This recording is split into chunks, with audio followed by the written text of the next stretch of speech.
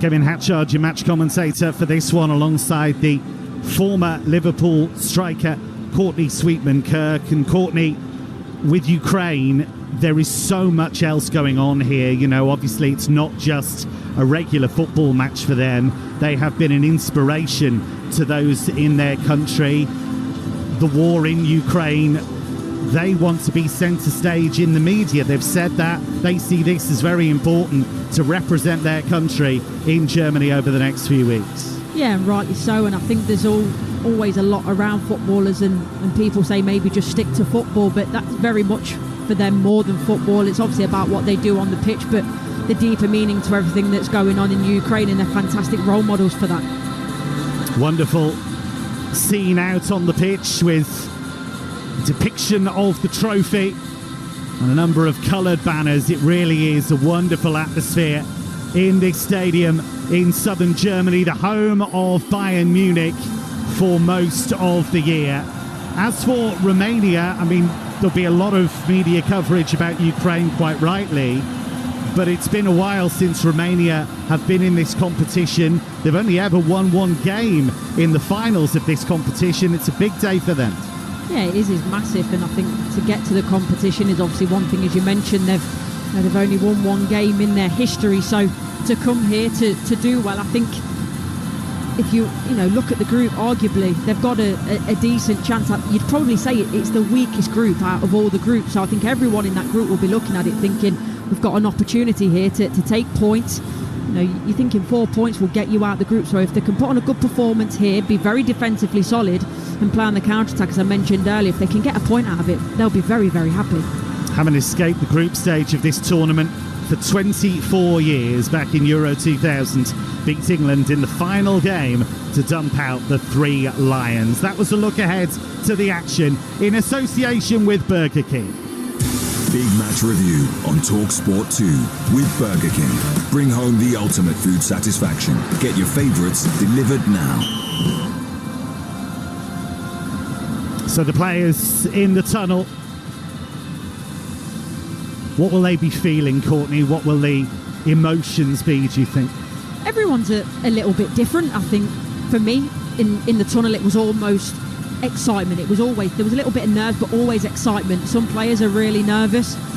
For me, I was always thinking about what I'm going to do in the game. The first moments, for me as a centre forward, I wanted to try and pose myself on the centre half, thinking about maybe shots on goal as well and how I'm going to do that, thinking about what the goalkeeper does. But I think these are the moments where you almost need to get it out of your system a little bit, especially if it is nerves. And once you step over that white line, then it's always, I think, everything changes. You're so focused on the game. So it's excitement, isn't it? A major tournament, the first game, they'll want to be very excited for what's to come over the next couple of weeks.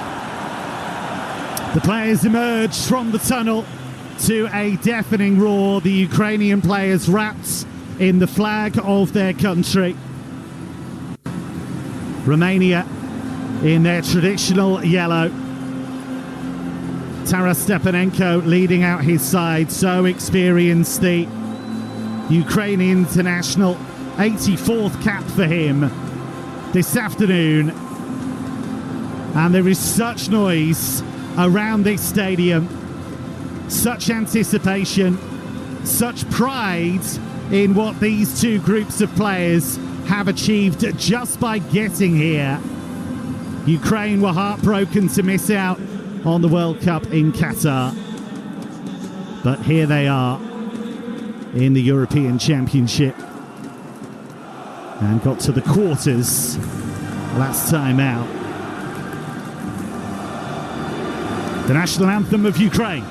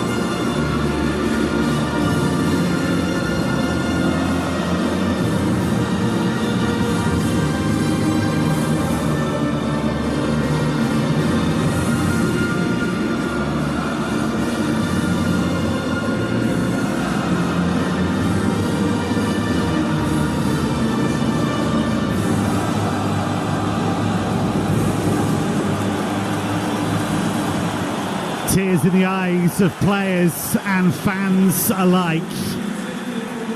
And now the national anthem of Romania.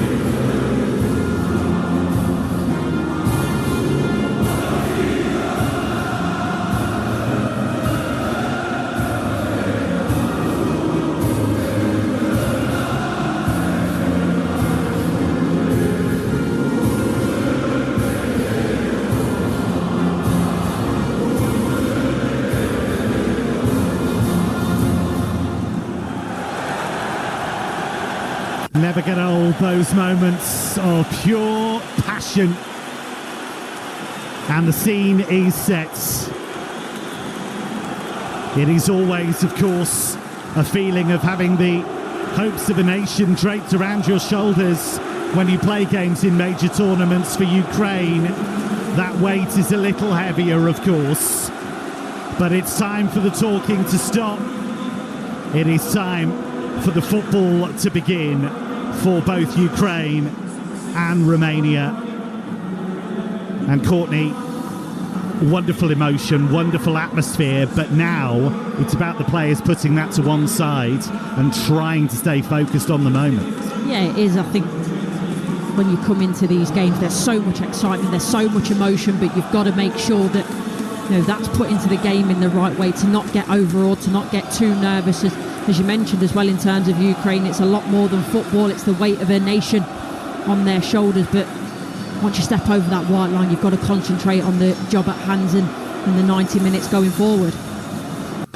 Our referee this afternoon is Sweden's Glenn Nyberg. Ukraine will be in their change kits this afternoon of light blue. Romania in their traditional yellow. The two captains on halfway, Nikolai Stanciu and Taras Stepanenko. And Nikolai Stanciu, Courtney, a player who really does pull the strings for Romania. Very, very dangerous, good set pieces as well. Yeah, definitely, and I think they're quite adaptable as well. So when they almost go into the 4-2-3-1, I think he comes to life a little bit more and can play in sort of in between the lines in that midfield role. So certainly, especially from set pieces, as you mentioned as well, I think that's going to be a big, big part of Romania's game today. Yeah, Romania really do have a threat from set plays. 5 of their 10 goals at Euro finals actually have been from dead ball situations. They've not scored an open play goal in any of their last 7 matches in this competition. And I mentioned Stanciu on the Romanian side. On the Ukrainian side, lots of buzz about Georgi Sudakov. Really exciting player to watch. Yeah, he is, and I think it very much suits the way that Ukraine play in terms of him giving him that free role. The wide players, both the full-backs and the wing-backs, they invert, they interchange. So what they do is they make space for him in that central role, in that number 10 role, as we call it, to be able to get on the ball, have a lot of freedom. So I'm very excited to watch him today. Lots of exciting action still to come on the Talksport network. 5 o'clock kickoff, Belgium, Slovakia on Talksport. And at 8 o'clock, we see many people's favourites. France for the first time, they'll face Austria. You'll hear every kick with us here on the Talksport network. But here on Talksport 2, it's all about Ukraine and Romania, and we are underway. Ukraine attacking the goal away to our right in this first half. Romania, all in yellow, playing from right to left. An early test there for the Ukrainian goalkeeper, Andriy Lunin, who's been so good for Real Madrid this season. as he was put under pressure, but now it's Ukraine on the attack with Mudryk. Left edge of the penalty area, comes in on his right foot. Still going, mazy run, but his pass was wayward and Romania able to clear. But Courtney Sweetman-Kirk, that's the first glimpse of how dangerous they can be on the counter. Yeah, especially we don't normally see Romania go into a high press like that, but I think they were clever. I don't think they necessarily went into the high press, but they saw the poor ball going forward and did manage to jump on it, but then after that didn't keep the ball too cleverly. And when you've got someone like Mudryk on the pitch, his pace, his power, his tenacity, yes, we know in terms of his end product isn't always there, but it's a really good start from him. Romania's qualification came as something of a surprise. They failed to qualify for the last Euros. They've not played in World Cup since 1998, but they did end up finishing 5 points clear of Switzerland at the top of their qualifying section. They didn't suffer a single defeat. As for Ukraine, they qualified the hard way, finished third in their group behind England and Italy. They had to go down the playoff route, came from behind to win their semi-final 2-1 against Bosnia-Herzegovina, and needed another comeback win in the final against Iceland. It was Chelsea's Mihailo Mudryk who got the winner in that game. Ball is with Taras Stepanenko at the heart of midfield, the captain, 84th cap for him, plays his football for Shakhtar Donetsk in Ukraine. He's a real icon in this team and has done so much to raise awareness about the war in Ukraine and keep that story in the headlines, and has raised money as well, as has the man on the ball now, Alexander Zinchenko, the Arsenal player. He's been really prominent in fundraising efforts. Sends the ball long down the inside left channel and a little too long there for Artem Dovbyk. He was the target, couldn't bring the ball under his spell, skips away from him through to the goalkeeper, Florinita. Yeah, it was his first sighting, wasn't it? And that's what Dovbyk absolutely loves. If he's got that space in front of him to run onto the ball, both with the ball and without the ball, he's got so much pace, and that's just a bit of a warning for that Romania back line. Third minute here on Talksport 2 live. Euro 2024 football. Romania 0, Ukraine 0. Their first game of the group stage. Ball is played long towards the run of Stanciu in the Romanian midfield, but the ball skipped away from him. Nice little back flick from Stanciu though, out to the left-hand side, and Florinel Coman, who is known as the Romanian Mbappe, no pressure, scored 19 goals for FCSB in Romanian football this season. Bit of space here for the blue-haired Andrei Ratiu, the right back, and now it's played long into the Ukrainian penalty area, and it skips all the way through to the goalkeeper, but they're trying to be direct at times. Yeah, they are, and actually not bad in the build-up, but then it's that decision-making, isn't it, of when to play that ball. In terms of the percentages, you see where the Ukrainian back line are. There's not a lot of space in between to play that ball, so maybe should have held onto the ball a little bit longer there. Matvienko plays it out to the left-hand side for Ukraine, just shy of halfway, and Zinchenko finds Mudryk. That blonde hair of his plays it out to the left touchline. Nice little dart in field, and now a bit of room for Shaparenko. Forward to Zihankov, who's had a brilliant season for Girona in La Liga, helped them qualify for the Champions League for the first time in their history. Viktor Zihankov, Artem Dovbyk, the lone striker for Ukraine today, the top scorer in La Liga for Girona, 24 goals. And he only sealed the Pichichi Award with a goal in the 90th minute of their final game, which was a 7-0 win against Granada. So nail-biting stuff for him. Yeah, and it's one of those, especially as a centre-forward, when it's 6-0, there's other people on the score sheet and you're thinking, I just want to get on the score sheet. But obviously, then the top goal scorer accolade waiting, I'm sure he was so relieved. And it's quite something that he's been able to do that. Finished one goal ahead of Villarreal's Alexander Sørloth. 5 minutes gone, and it is Romania 0, Ukraine 0. We're on Talksport 2. The Romanian coach, Edward Iordanescu, is from a famous football family.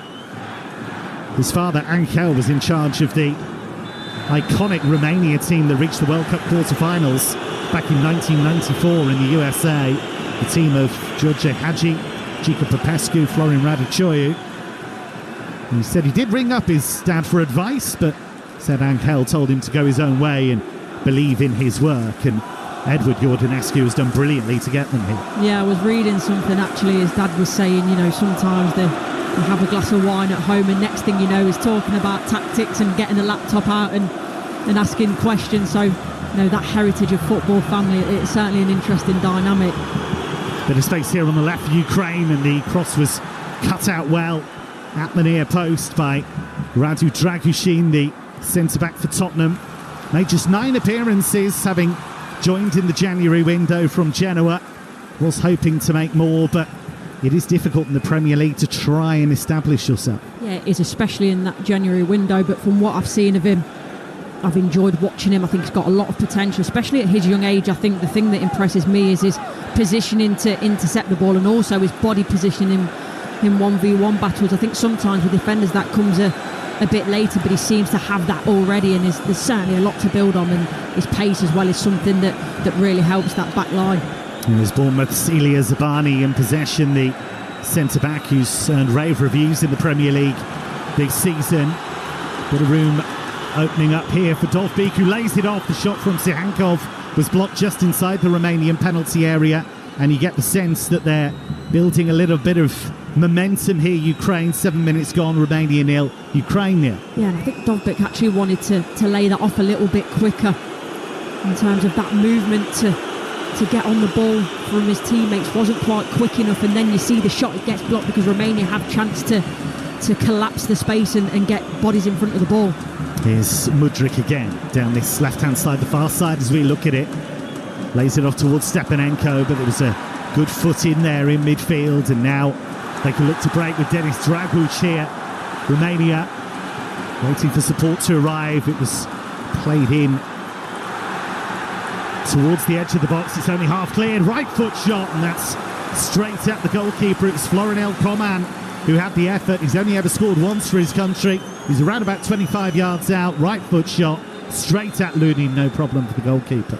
Yeah, and I think that's probably one of Romania's main tenets. You see that in terms of taking on shots from range, and I think sometimes it's a little bit of over-excitement in a way. They get themselves into the final third, which they don't do too often, and they want to get the shot off. It's not a bad effort, but as you mentioned, it's not going to trouble Lunin from there, and I think they just maybe need to take the extra pass to create a better opportunity. Slight concern for Zabani, who's moving a little bit gingerly just in the Ukrainian defensive line.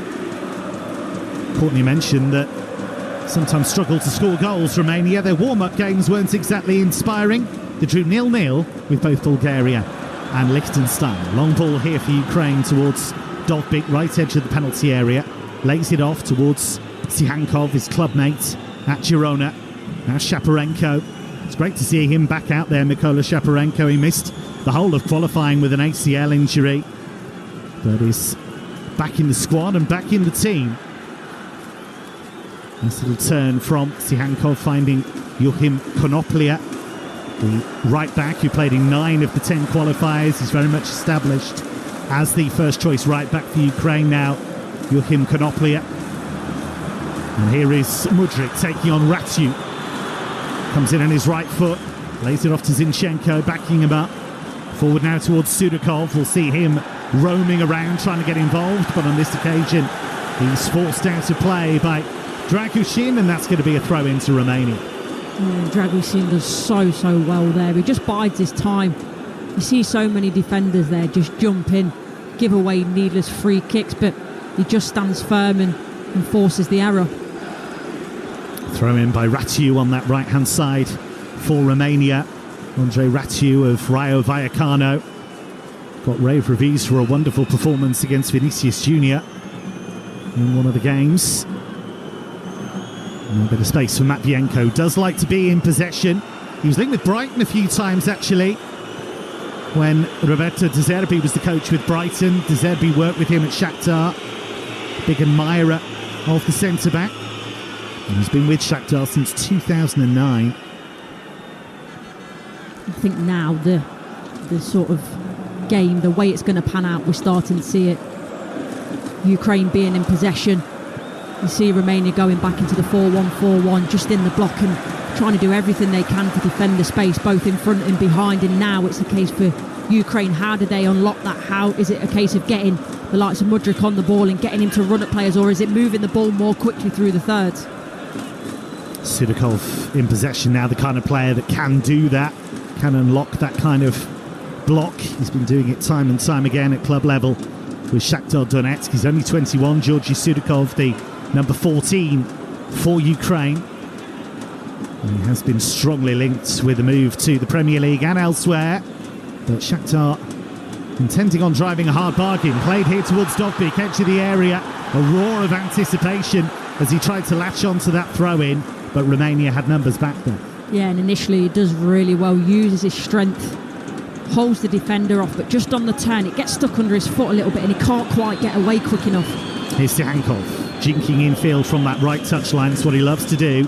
Comes in on that left foot, causes havoc. Now it's with Zinchenko. Of course, can play left back or in midfield. Nice little drop of the shoulder by Sudakov, finding Mudryk left edge of the penalty area. Back to Sudakov, who shot this charge down. Sudakov and Mudryk really close friends. They speak most days. They grew up together at Shakhtar. They have a nice little click there. Yeah, and I think that's always great as a footballer. When you're on the pitch and you have that link with someone and you don't have to think about it, it's just, it happens. It's almost telepathic, and you can see with those two how well they work together. Konoplia back to Matvienko. 12 minutes gone in Munich. Romania 0, Ukraine 0, but Ukraine starting to build some momentum as there's a long ball that skeets out of play. Mentioned the coach of Romania, Edward Iordanescu, was his 46th birthday yesterday, and we would love to celebrate with an opening win. Romania looking to escape the group stage of this tournament for the first time since Euro 2000. Ended up beating England in the final group game famously, but then lost their quarter-final to Italy. That win over England, their only win in 16 games at European Championship finals. It's the lowest win rate of any side to play at the tournament multiple times. Bit of space here down the left-hand side for Coman. He tried to just flip it over the top for the run of Denis Draguš, who is leading the line for Romania. Here's Ratiu in space on the right-hand side. Zinchenko for company. Tried to step over. Zinchenko wasn't buying it, stood up strong and got the clearance in, and now there's lots of space down the right-hand side for Ukraine, and Sihankov. Slaloming run by him, right edge of the penalty area. His cross is deflected and is caught by Florin Nita before the ball can rebound behind. But that was a concern for Romania there on the counter-attack. Lots of space. Yeah, it was. And Romania actually initially did really well. We've seen them play long from the back quite a lot, but they play through the thirds. It starts with the fullback. They play through the midfield out the other side to the left winger and actually set it up really well. But it starts from Coman when he just lifts that ball over the top. It's a bit of a nothing ball. He's just trying to play the odds, and from there, because they've committed so many bodies forward, Romania, Ukraine do so well on the counter-attack, but it's at that last moment where you need a little bit of quality. Probably wasn't good enough. Romania are a hard team to break down. They've managed 9 clean sheets in their last 15 games. Their defensive record in the qualifiers was excellent. Just 5 goals conceded in 10 games. They finished 5 points clear of Switzerland in the end. And now trying to advance down this right-hand side. Flooding forward here, but a really strong challenge. Stepanenko doing what he does best, coming across and being the glue in that midfield, getting a foot in and stopping that Romanian attack before it could really get started. Yeah, and I think actually for Ukraine, this will do them a little bit of a favour if they can find the balls forward more quickly, because when they're in the low block, Romania, Ukraine were really struggling to break them down, but now there's a little bit of space. They're almost drawing them out a little bit to then try and find that ball forward, but they've got to be better with their quality into the forward line. The voice there of the former Liverpool, Everton and Sheffield United striker Courtney Sweetman-Kirk alongside Kevin Hatchard for this one. Quarter of an hour gone. Romania 0, Ukraine 0, their first game of Euro 2024. Belgium and Slovakia, the other teams in this group. Matvienko tries to drive it out towards Mudryk on that left-hand side. It sailed over his head. Mihailo Mudryk came to Chelsea with a big price tag, big reputation. Hasn't quite happened for him yet, but there have been glimpses.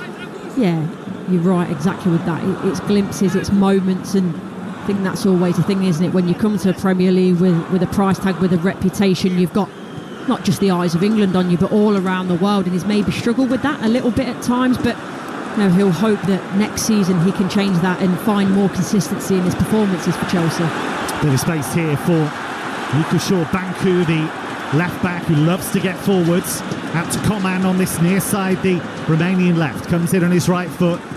Lays it off to Stanciu, full of ideas. Plays it to the edge of the area for Draguš, who tried to turn, but too many blue shirts back there. He was swarmed, and Ukraine able to clear. Just too many players to spin his way through. Yeah, Ukraine did really well there in terms of getting back in a defensive shape that was difficult to break down. They're being patient on the ball at the minute. Yes, Romania, they were completely out of shape in that moment when they won the ball back, but actually to try and play that ball forward and potentially lose it again when they didn't have too many bodies further up the field, Ukraine, the right idea, just to be patient and keep the ball and try and wear Romania down with the possession. Lovely diagonal from Zabani there. It's a slight slip, but Sudakov recovered and then was just levered off it, and the referee actually gives it the other way and gives it Romania's way. You are listening to Euro Game Day Live on Talksport 2, presented by Carling, the UK's #1 lager. 18 plus, please drink responsibly.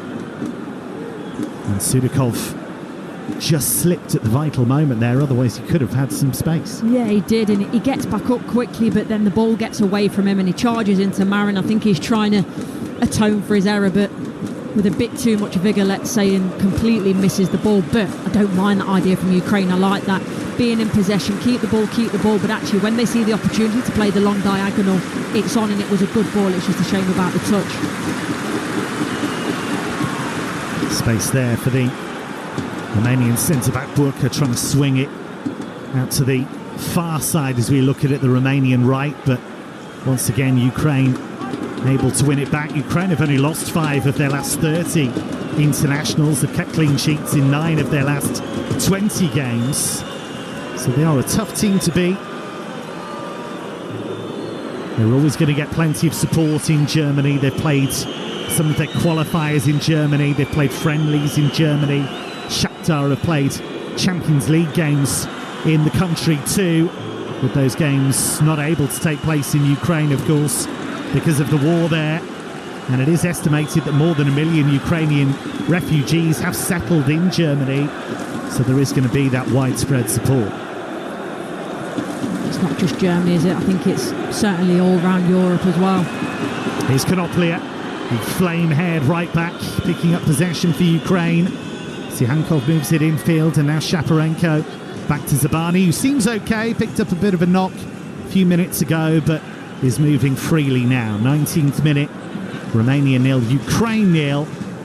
In searing heat in Munich. Here comes Matvienko, just moving past the first line of pressure. It is gentle pressure from Romania, happy to stay in their shape and not engage. And now work through to Mudryk, and they lose out there. Shaparenko's done brilliantly to win that back, actually. Draguš seems favourite to get there, but Shaparenko, tenacious, terrier-like, got in there. Yeah, it was Siankov, wasn't it? It was poor, his touch, but his movement has been very good, and between Coman and Banku, they're not sure who should be picking him up because he's been very intelligent with his movement, but that touch has to be better. Space here for Stanciu, and he tries to go over the top, and he overhit that ball, really, looking for Dennis Mann down the right-hand side, and Edward Iordanescu in his smart suit on the edge of his technical area, not very happy with what he just saw. I'm not surprised, because actually it's the right idea. Mann found himself in a bit of space down that right-hand side, but the ball into him was poor. You've just got to hang it up in that area, just in the wing for him to run onto, and really, for players of this quality, that's a simple ball that they should be finding. 20 minutes gone on Euro Game Day Live on Talksport 2, 0-0. Romania and Ukraine. Here's Konoplia, booming cross towards the far post. It was over the head of Dovbyk, and it swung away by Ratyu. But again, Ukraine able to win it back rather calmly. Ukraine have had 70% of the possession so far, have completed 187 passes to Romania's 39. The pattern is set. Here is Konoplia, drives the cross in from the right-hand side and cleared at a stretch by Burka, and that's behind for a corner to Ukraine. And that's becoming a bit more frequent, isn't it now, in terms of Ukraine getting down that right-hand side, whether it be the winger or the fullback, and trying to find them balls into Dovbyk, but as yet they've just not quite been good enough to find the big centre forward. Deafening roar around the stadium. It is a vibrant atmosphere in Munich, no doubt about that, and it will be Sihankov to take. It'll be an in-swinger, left-footed towards the near post, headed up, but not really away, but the clearance is completed. Now Zinchenko takes the ball on his chest, tries to force it back into the area, and a nice turn here by Dovbyk, and he got right underneath it, 20 yards out, and the ball flies over the crossbar, but he is capable from that kind of range. Yeah, he is, and you see that quick turn and shoot. In terms of the back lift, it's actually quite short, but it was the fact that his body was leaning back, flies well over the bar, but as you say, he's more than got the quality to hit the target and score from that sort of area. Romania have given the ball up to Dovbyk, and he has it now wide on the right-hand side. He was driven too wide, actually, by Sihankov. It was a rather careless pass, but it was good foraging in the first place by Dovbyk, and he's a big, strong guy, isn't he? Yeah, he is, but he's actually quite athletic as well. He's got a bit of pace both with and without the ball. I know there's been a lot of comparisons between him and Erling Haaland, and you can see why. Very similar, sort of skill sets, and in terms of that stature as well. I always wonder what Haaland thinks about that, having everybody compared to him. I suppose it's a nice compliment. And Dovbyk again working hard to win possession for Ukraine, wide on the right-hand side, but Romania were able to clear it. But Courtney, every time Romania get it, they're just really struggling to get out, aren't they? Yeah, they are, and there's that moment where they don't want to try and play out from the back too much, because obviously they don't want to get caught in their final third and present a good opportunity to Ukraine. And the times where they have been more direct, the quality on the ball just hasn't been good enough, so they've got to find the sweet spot of, yes, being direct and going forward quickly, but doing that with quality.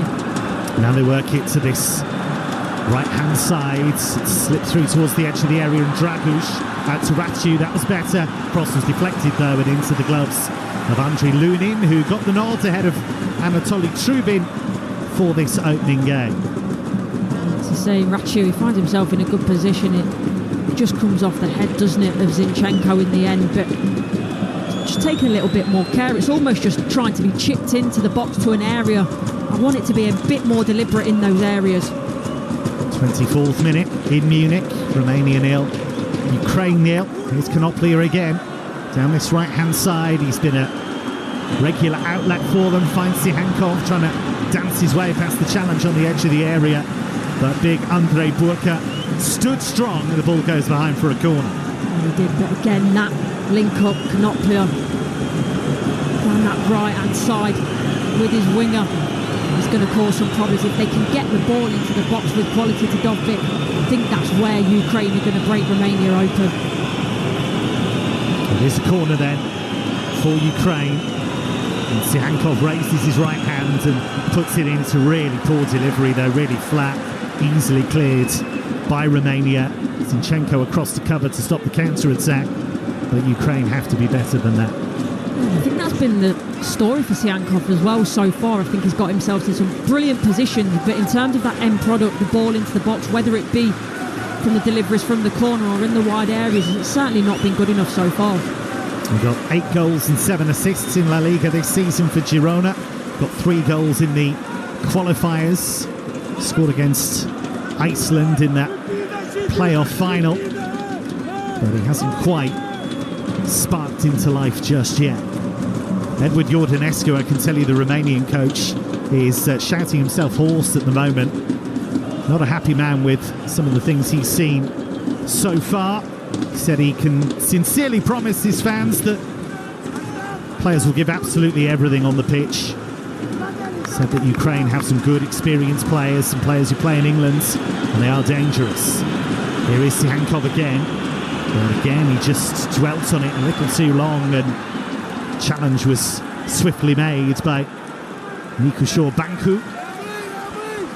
I think he just gets caught in two minds. Knopfler does really well. He actually then makes the movement inside this time. It's been the opposite way around for most of the game, but you can see when he goes face to face with the player, he's not quite sure what he wants to do. He's playing inverted, so he's trying to get it onto his left foot as well, and by the time he's sort of made that decision, the moment's gone and the defender's come in and made the challenge, and Banku does well.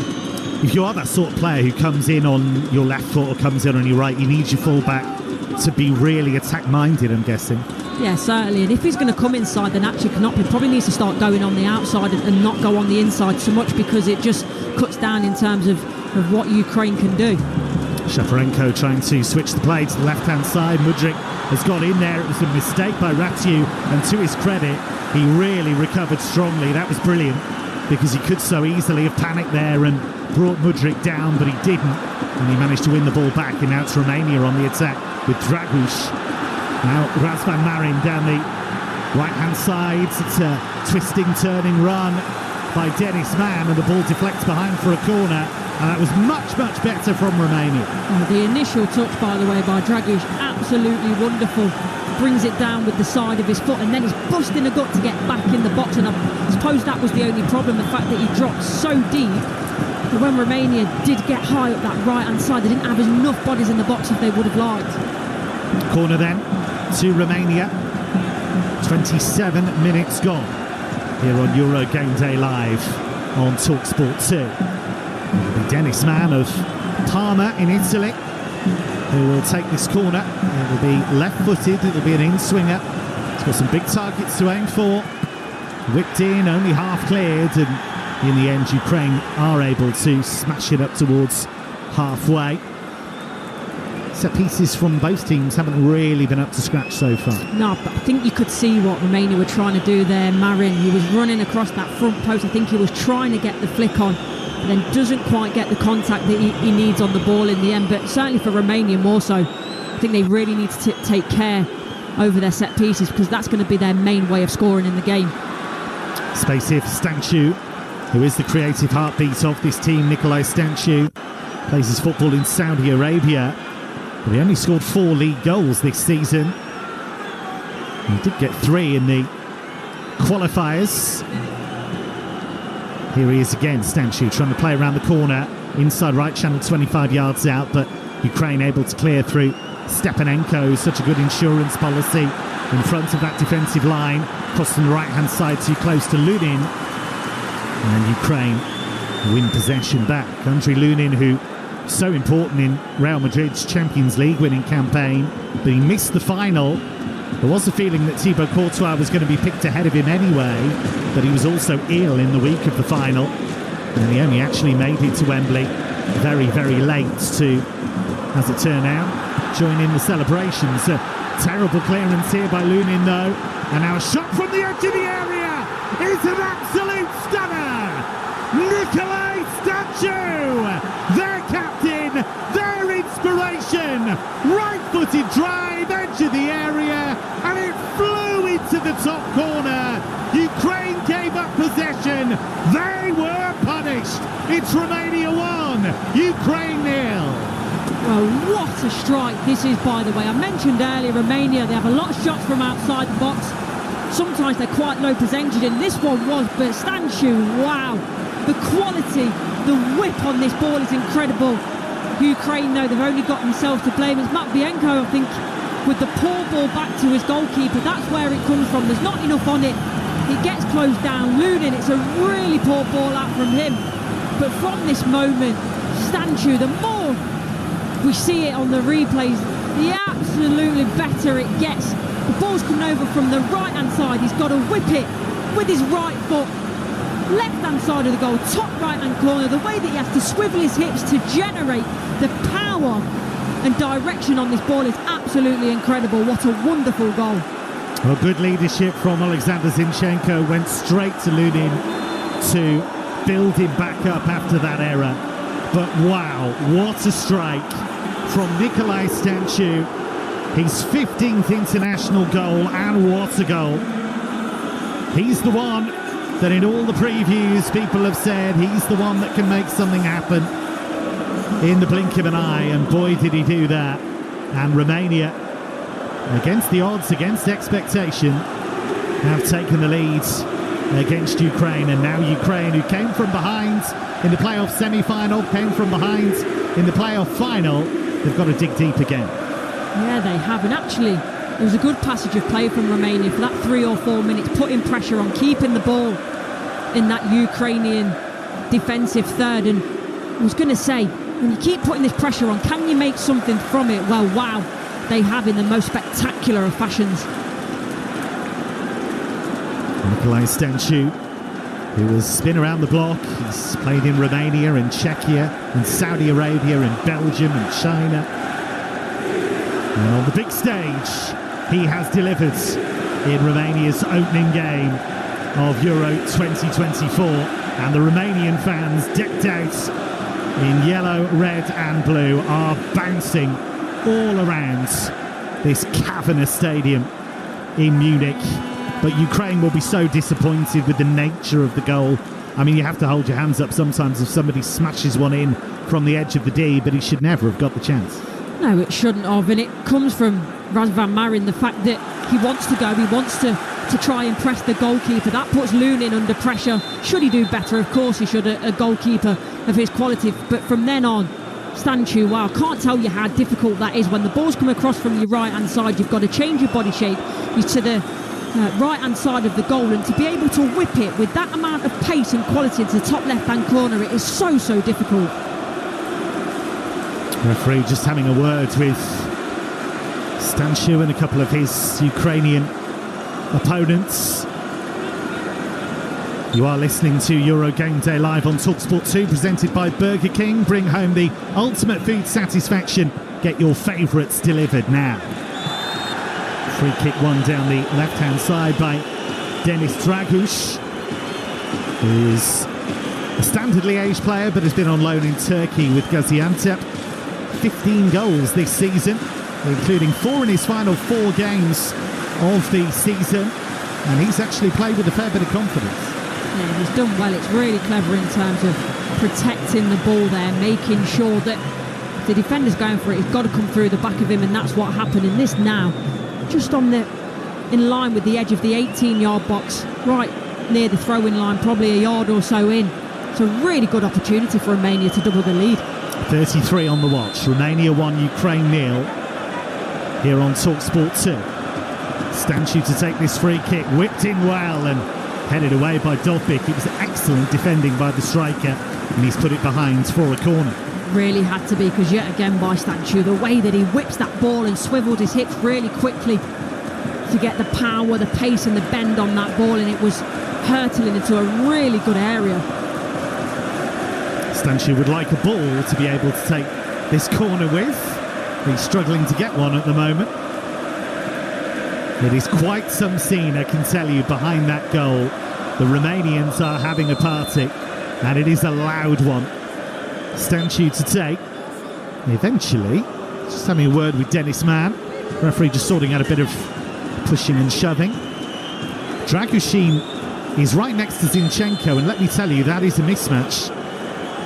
But he has now moved away from him. They've gone short. Denis Mann's cross was blocked easily, and now Ukraine will look to counter-attack.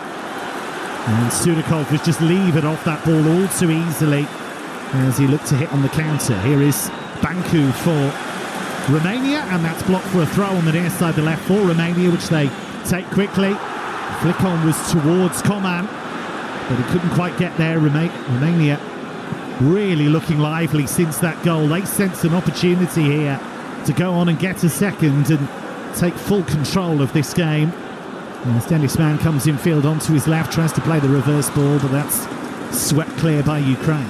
Yeah, and I think it's good by Romania, the fact that they want to do that. How many teams do you see that come in, maybe not the favourites like Romania are today? They get that goal in front and then they sit back, they go into a low block, they try and protect the lead. But Romania, they've been brilliant going forward, putting more pressure on Ukraine, and I think they can sense that it's certainly a vulnerable moment for the Ukrainians. And as you say, if they were to get that second goal and give themselves a cushion, they'd put themselves in a really good position in this game.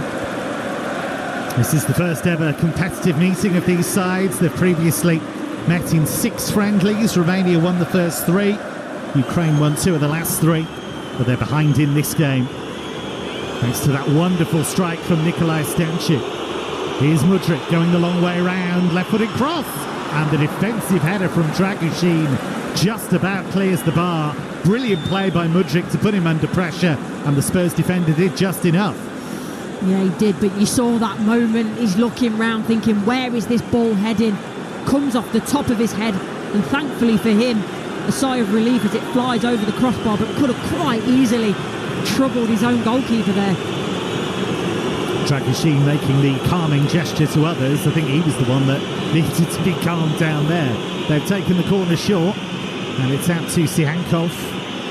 Onto that left foot, right corner of the penalty area, curling cross to the far post. And it's only half away, and then Mudryk volleyed it goalwards, and it was cleared off the line. And that is the closest Ukraine have come. And now at the other end, Ukraine are looking to break. It was Coman with a good surge into the Ukrainian half. He slowed it down now, and he finds Ratu. End-to-end stuff in Munich. Now it's jabbed towards Razvan Marin, and it's gone beyond him and behind for a goal kick. But that was a fine effort from Mudryk in the end. Yeah, it was a really good ball by Siankov as well, and I think when Mudryk strikes this, I'm not sure if it comes off Stepanenko. It does. His captain just flies at him. He can't adjust his body quick enough. He's only a few yards out, but hits him, and fortunately for Romania, goes the opposite way to the goal. Yeah, hits his own player in the end, and it was going across the face of goal rather than towards it. I thought initially from the angle it had been cleared off the line, but it would have gone wide, that effort. And Zabani sweeping up at the other end for Ukraine. And now Matvienko. Romania just happy to drop off a bit, have a bit of a breather in the afternoon sun. And now a long ball towards Dovbyk, edge of the area. Twisting and turning, lays it off. Sihankov's shot, that was charged down by Dragushin. It's only half away. Mudryk, can he get the shot away? And Sudikov is beaten to it. And that was excellent scrambling defending from Romania. It had to be. Here goes Ratu. Down the right-hand side for Romania. The far side as we look at it. That's a man in his left foot. The shot goes a whisker wide off the far post. Ludin was absolutely motionless. Dennis Mann cutting inside on his left. Went for goal. It took a deflection. Lunin was beaten. Yeah, and it was really close. Only probably about half a yard the way it bounced outside the far post. Everyone in the stadium, I think, held their breath to see where it was going, and it's another opportunity for Romania to get the ball in the box. It's causing all kinds of problems down that right-hand side, Dennis Mann at the moment. 39th minute, Romania 1, Ukraine 0. The goal from Nikolai Stanchuk, the difference at the moment, and it was a stunner.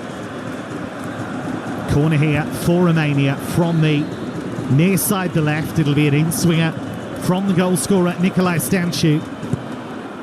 And he whips it in towards the far post, and the goalkeeper was really struggling. And it's been cleared. Lunin looked as though that was going to sail over him. Romania trying to keep the pressure on. And now Mudryk will look to clear. But he's run into a brick wall there. But the goalkeeper was really struggling with that corner, and did it flick the post?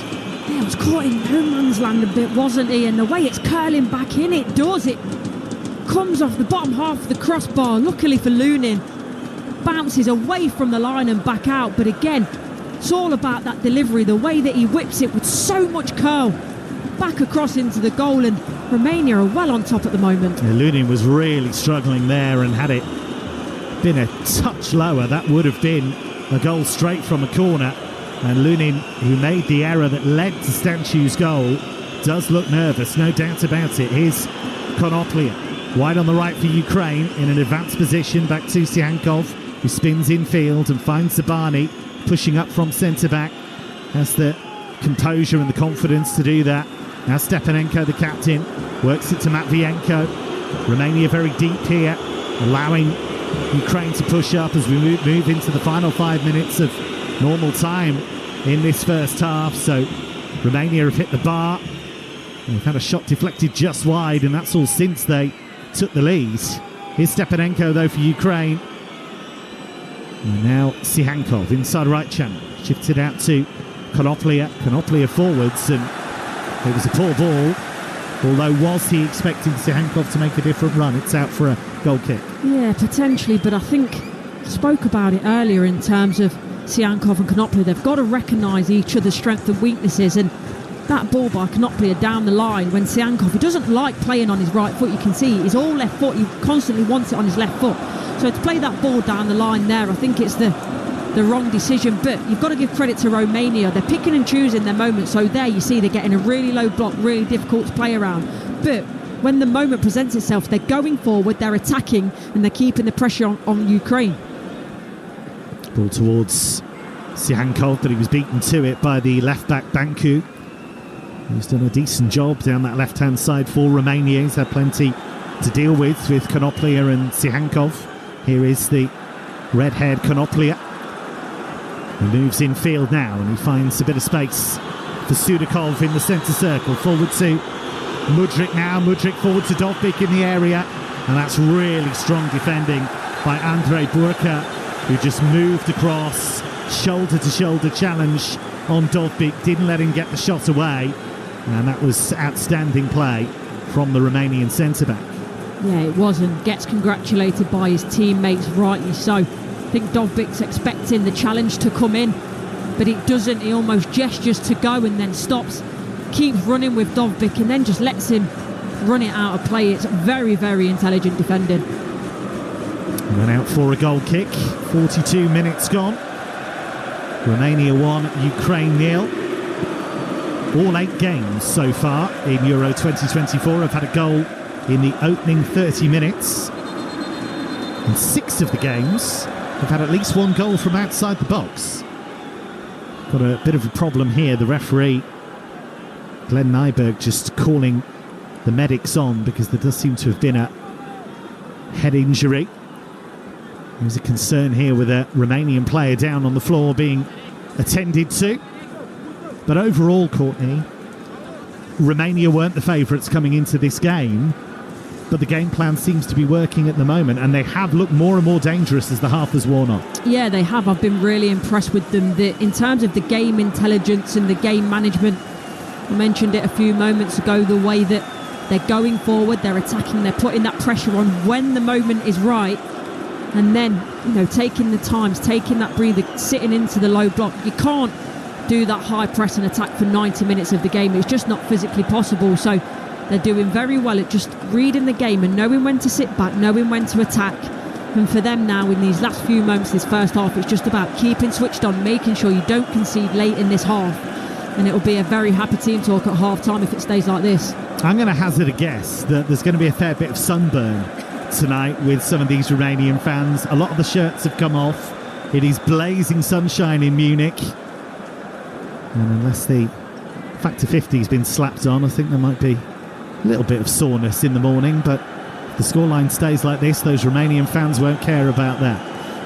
One half the stadium absolutely bathed in the bright sunshine, isn't it? As you mentioned, I think there'll be a few sore heads for potentially many reasons if it stays like this tomorrow.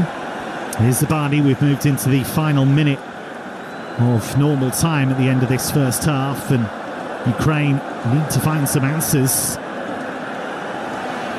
Here is Zabani now. Ukraine 1-0 down. Goal from Nikolai Stanchu, giving Romania the advantage, and they've won it again. Here is Stanchu. Just shifting away from pressure, and then he was fouled. There was no need to foul him there, but Sudakov couldn't resist. And Stanchu, since the goal, that adrenaline's been pumping. He's wanted to get on the ball. That's what you always want to see, isn't it, Courtney? You want players who want to get involved, don't hide. Yeah, and I think throughout this first half, he was certainly the one that was trying to pull the strings, make things happen. But as the half's gone on, after he scored the goal especially, you're just seeing him grow into the game, the confidence, the stature, the influence that he's having. And he's certainly enjoying himself out there. Space here for Coman. For Romania down the left-hand side, approaching the corner of the box. He was challenged by Konoplia. Referee says that's okay. And Sihankov loses it to the left-back Banku. And then the referee gives the free kick Ukraine's way. And they were relieved about that because they were short-handed there. Here is Ratiu, the right-back, who's Had a couple of shaky moments against Mudryk, but by and large has done a good job against him.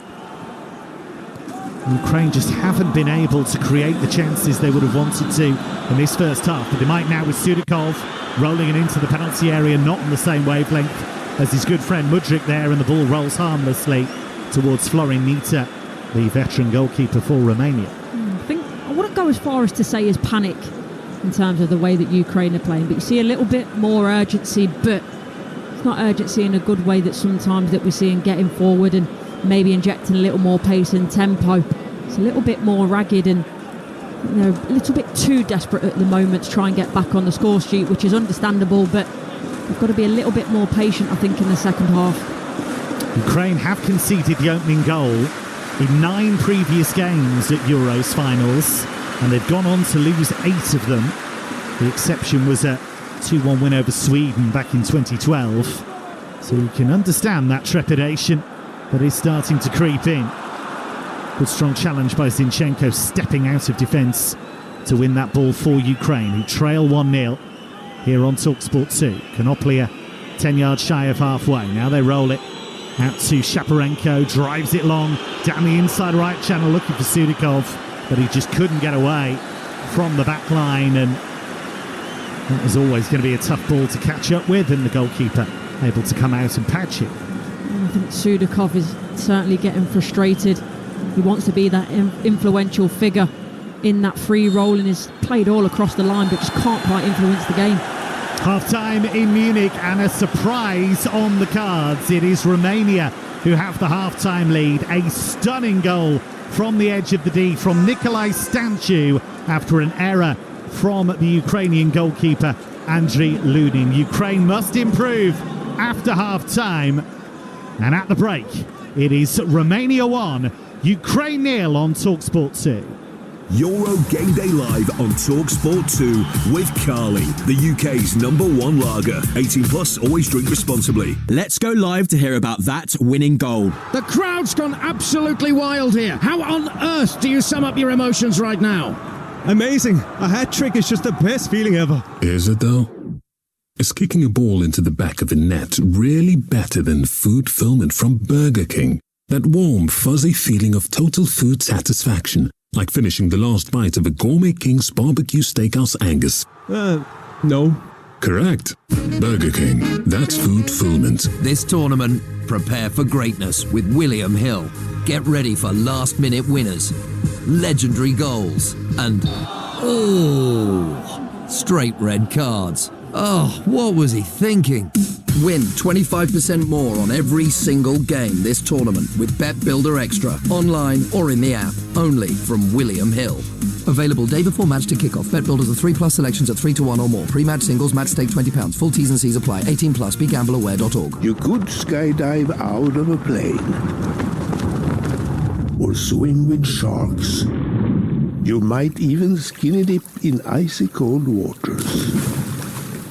Or you could get that inexpressible high, that guaranteed rush from finding just the thing you wanted, the thing you needed, at a great sale price. IKEA Summer Sale, now on.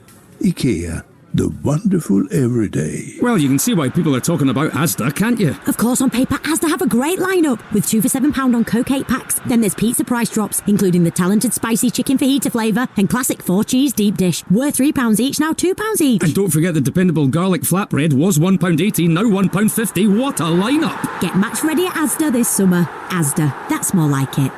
Selected stores online subject to availability. Coke 330ml, £4.25 each. Pizzas and flatbread end 17th of July. May exclude express in small stores. See asda.com/small stores. Here she is, the 3-time world champion. What has she got in store for us today? Things are starting to heat up. Here she goes. Triple builders, double stir. I don't believe it. And a chocolate digestive to finish it off. A thing of beauty. You have to say, the judges are gonna love this one. British Gas, powering home fans during this summer of sport. This Euros, The Sun is bringing you all the gossip, goals and giants of the game. Get insights and analysis from Harry, should have been England manager, Redknapp, Jack, the maestro, Wilshere, Gordon, no nonsense, Strachan, and Jurgen, the winner, Klinsmann. You won't want to miss it. Don't miss out, only in The Sun. It's the most wonderful time of the year. On the beach, on the beach, on the beach. Booking geniuses.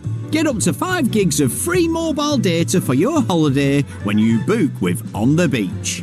FaceTime, Facebook, and a face full of patatas bravas. On the Beach. Book like a genius. Holiday like a fool. Conditions and exclusions apply. ATOL protected. On the beach. Euro Game Day Live, delivered by Talksport 2 with Burger King.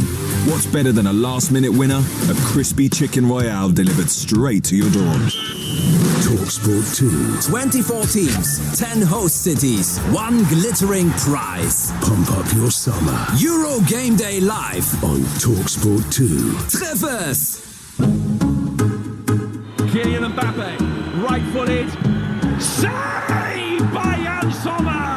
And the world champions are out! I think the loss to Switzerland quickly at the Euros was psychologically was like, okay, we let the country down. And we can't do that again. Mbappe has a hat-trick. He has his place in history. France, for me, are the roadblock. It's an obvious thing to say, but you look at the quality of players they've got, the mindset they've got, the experience they've got. They've been over this track before. With France, we don't need 2, 3, 4 occasions to score. When they come, we take it. Where are the weak points? And there aren't many. Griezmann is through.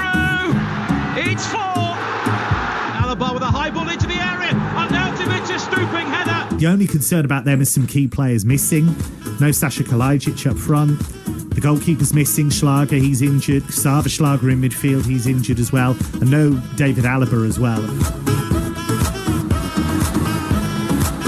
Austria against France. Our live commentary on Talksport from 8 o'clock. Joe Shannon and the former Scotland striker Chris Owelamo on that one. So Austria-France at 8. And we've also got Belgium-Slovakia at 5 today on the TalkSport network. Nigel Adderley and Dean Ashton on the mic for that one. Courtney Sweetman-Kirk alongside Kevin Hatchard for our game, which is Romania 1, Ukraine 0 at half-time. But let's look at this Austria-France game, Courtney.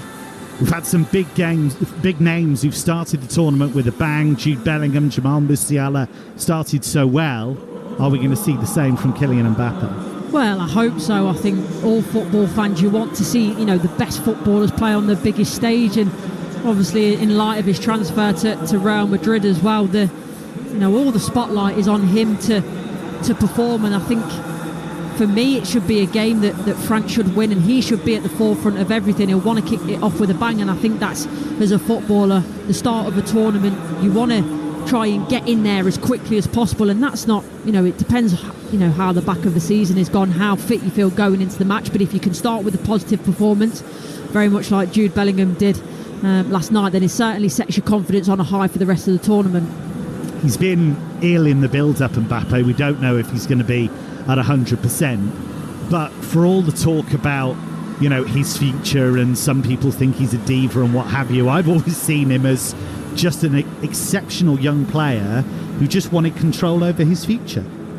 Yeah, and I don't think that's a bad thing. I think, as footballers, a lot gets taken away from you, and don't get me wrong, it's the best job in the world and there's so many positives for it. So, I'm not saying that footballers are hard done by any stretch of imagination, but you do give up a lot, and your friends and your family and your social life, and you're always travelling the world, you're living out of suitcases. So if you can try and have some element of control over that, where, as I mentioned, footballers don't have a lot of element of control day to day, then more power to him for that. But the biggest thing for him is if he performs on the pitch and everyone stops speaking about that sort of stuff. So for him, it's about concentrating on the game if he is to play. But either way, later on in the tournament, I'm sure that he'll prove to everyone why he is touted as one of, if not the best player in the world at the moment. Of course, France aren't just about their captain Kylian Mbappe. So many good players apart from that. And my feeling's always been that Antoine Griezmann is actually the player that can't afford to be without.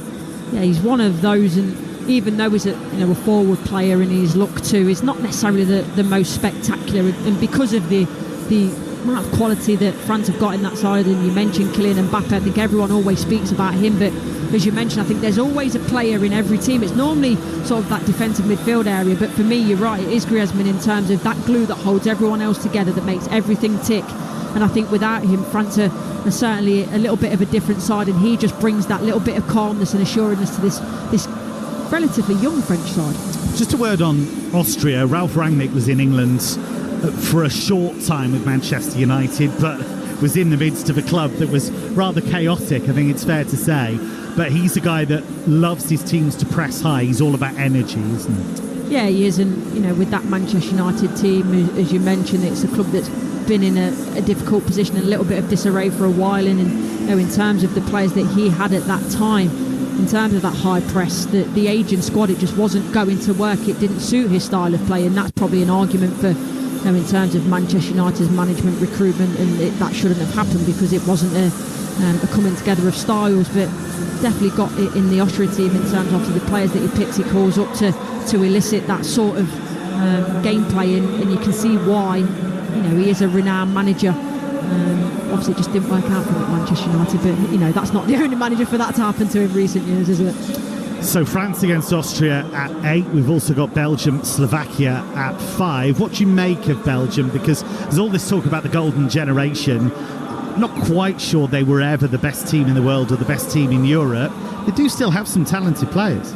Yeah, and we can all have, I suppose, that argument in terms of the FIFA rankings and how you accrue points and stuff like that. But for me, I think it might have been Belgium's golden generation, but I think if that's not gone, they're certainly right at the back end of it. I don't think they're a team that's going to blow other teams away. I certainly don't see them anywhere near as favourites and near the level of Belgium or of England or France, for example, who for me are the two big favourites in the tournament. But I suppose everyone always stands a chance at a major tournament and can throw up a surprise, but I'd be, as I mentioned, very surprised if they go on to win it. You're listening to Romania 1, Ukraine 0, live on Talksport 2. Let's take a look back on the first half with Carling. Halftime highlights on Talksport 2 with Carling, the UK's #1 lager. 18 plus, always drink responsibly. Terrible clearance here by Lunin, though. And now a shot from the edge of the area. It's an absolute stunner. Nikolai Statue, their captain, their inspiration. Right-footed drive, edge of the area, and it flew into the top corner. Left-hand side of the goal, top right-hand corner. The way that he has to swivel his hips to generate the power and direction on this ball is absolutely incredible. What a wonderful goal. It really was a stunning strike from Nikolai Statue. And ahead of the second half, let's take a look at the odds with William Hill. Romania were the outsiders ahead of this game, but they are now evens. A draw 2-1. Ukraine 16-5. So if you think they're going to have a comeback win, their odds 16-5. That was a look at the latest odds thanks to William Hill. Terms and conditions apply. 18 plus. BeGambleAware.org. In the Zone on Talksport 2 with William Hill. Prepare for greatness with William Hill. 18 plus. BeGambleAware.org. So a big second half ahead, Courtney Sweetman-Kirk, because Ukraine have got to find a way of opening up this Romanian defence, but also being a little bit calmer in their play. First thing you pointed out to me once the first half was over, no shots on target from Ukraine so far. Yeah, when you think they've just tipped over 70% possession, so they're having the majority of possession, but you're right, I think especially after the Romania goal, they're a little bit ragged at times. Yes, you need that urgency to try and get back into the game, but I think it made them a little bit ragged, especially in the final third. And for me, especially down the right-hand side, they've had a lot of possession, but in terms of that quality into the box, to the forwards, it's not been good enough. So for me, it's almost about going back to basics a little bit, try to draw Romania out of their shape and making sure the quality in the final third is good enough. That's the paramount importance for me at the moment for Ukraine. What have Romania done well so far? I think they've been so intelligent with their game management, because there's times where, you know, they felt they were on top and they've kept that pressure on, sometimes even high pressed a little bit when they felt that they're on top in the game, but then they've not tried to do that for a massive extended period of time. They've not tried to do that for 10-15 minutes at a time, because they know they've probably not got the quality or the fitness, especially in this heat, to do that. So when they've had to drop back into a block, they've gone back into that 4-1-4-1, been really difficult to beat. They've been aggressive as soon as it goes into their final third to win it back, and they've not given possession away too much then going forward. They've been direct, but actually they've been good with their quality into the forward line. It has been an excellent Romanian performance so far, one that many people, myself included, didn't necessarily see coming, because I think even you listen to some Romanian fans, some Romanian journalists, it was a surprise that they qualified, a surprise that they finished 5 points ahead of Switzerland in the end. And it was that away game at Switzerland that was the key, because they were 2-0 down. Valentin Mihaila came on and scored a couple of very important goals to get that 2-2 draw. But sometimes, I guess, when you're the underdogs, is the pressure off a little bit, or is there that kind of feeling, right, we'll show you? Yeah, there is. It works both ways, as you say. In terms of the media, there's probably not a lot of pressure, and actually I always enjoyed that a little bit as a player, that siege mentality, and thinking, right, if people have written us off or maybe against us a little bit, then let's get together, let's prove everyone wrong. So I think you certainly see that in the performances in terms of Romania. There's certainly a togetherness in the squad. They work extremely hard for each other, and what maybe, you know, they lack in a little bit of quality, they certainly make up for in that team ethic. So Nicolae Stanciu's goal, the only goal so far, but it was a stunner from the edge of the D, right-footed effort that sailed into the top corner past Andrei Lunin, who had gifted possession to Romania in the build-up to that goal. So he has a mistake to make up for in this second period. Can Ukraine turn things around? The stats tell you that generally they don't when they concede the opening goal at European Championship finals. But history books are there to be rewritten. But in all but one of the 9 occasions in which they've conceded the opening goal at the Euros, they have gone on to lose. It'll be Romania to get us back underway in the second half, playing all in yellow and playing from left to right as we look at it. Ukraine in their chain strip of all blue with yellow numbers. They're attacking the goal away to the left-hand side. No changes to the two teams, so I'll give you the lineups. Ukraine with Lunin in goal, Zinchenko, Matvienko, Zabani and Konoplia. The back four just break off as Romania on a very quick attack here straight away, and a right foot shot goes just wide of the far post. It was Coman who came on in his right foot, just trying to bend that inside the far post, and didn't miss by much. No, he didn't. You see what he's trying to do, just trying to curl it into that bottom right-hand corner. Just didn't quite get the connection. But yet again, that comes from Ukraine playing out from the back, a bit lapsadaisical. End up losing the ball, and Romania do really well to pounce on it and find an end product. And just to complete that Ukrainian team, Shaparenko and Stepanenko in midfield, Surikov, Mudryk and Sihankov all supporting Dovbyk in the attack. As for Romania, Nita in goal, Ratu, Burka, Dragushin and Banku, the back four. Razvan Marin, Marius Marin in central midfield alongside Nicolae Stanciu. Denis Mann and Florinel Coman, the two wingers. And it is Dragush in attack. Here come Ukraine, bringing the ball out from the back with Zabani. It's made such a good impression at Bournemouth this season. Finds Konoplia, early ball towards Dovbyk, but there was only Dovbyk in the penalty area there for Ukraine, and Dragushin is able to bring it clear for Romania. But Ukraine have won it back, and here is Shaparenko. Plays for Dynamo Kyiv. Now Zabani back to Matvienko. We've seen a lot of this in the game so far. Ukraine allowed to bring the ball out from the back, but ball is just put straight out of play there, and Romania will have the throw in. And Courtney, they do not look comfortable, Ukraine, at the moment. Yeah, we've seen a lot of possession, you're right, but as well we've seen a lot of that. We've seen Ukraine give the ball away, force the issue. That ball doesn't really need to go forward that quickly, that directly. You can play through the thirds a little bit more, but I think it's a shame for Ukraine, the amount of possession they're having, but they just can't find the quality to break Romania down. But you've got to give credit to Romania. The defensive shape has been brilliant. Ukraine boss said he Rebrov was an excellent striker in his day, won 75 caps for Ukraine, played for Spurs in the Premier League, played 4 games at the 2006 World Cup, scored against Saudi Arabia. He's had success as a coach as well. Here's Mudryk down the left for Ukraine, curling cross, headed up but not really away by Dragushin, but Ratiu is able to complete the clearance. Zinchenko finds possession now for Ukraine, inside left channel, 10 yards inside the Romanian half. Can Ukraine find an answer? 1-0 down in Munich against Romania. Now it's with Sudakov on the left-hand side, right foot across to the far post again. Dragushin is there. He is a man mountain at the heart of that Romanian defence. He was always likely to be an athlete of some sort. His parents were both Romanian internationals. His father Dan was a volleyball player. His mother Svetlana was a basketball international. And his sister Mera has played basketball for Romania at youth level. Quite the family. Here's Sudakov, left corner of the penalty area. Back to Zinchenko now. Stepanenko, the captain, turning away from trouble. There is a Romanian player down, but the referee not minded to stop the play at the moment. Sihankov rolls it to Stepanenko.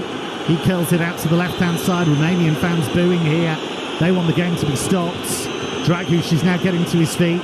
Here's Sudakov, right foot shot, and he got right underneath it.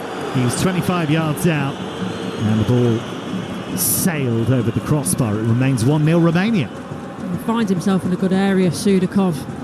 And actually, that little relationship between him and Mudryk is a lot better in the movement. I think he very much kept in the same planes of movement in the first half, but there you see Mudryk, he comes in, Sudakov comes out on the left-hand side and cuts in on the right, but in the end the shot was way over the bar. The voice of the former Liverpool, Everton and Sheffield United striker Courtney Sweetman-Kirk alongside Kevin Hatchard for this one on Talksport 2.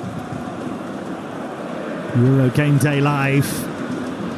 Romania leading Ukraine by a 1-0, their first game of Euro 2024. Dennis Mann comes forward now, and it was a rather wayward pass from Razvan Marin, the Empoli midfielder. Went straight out of play.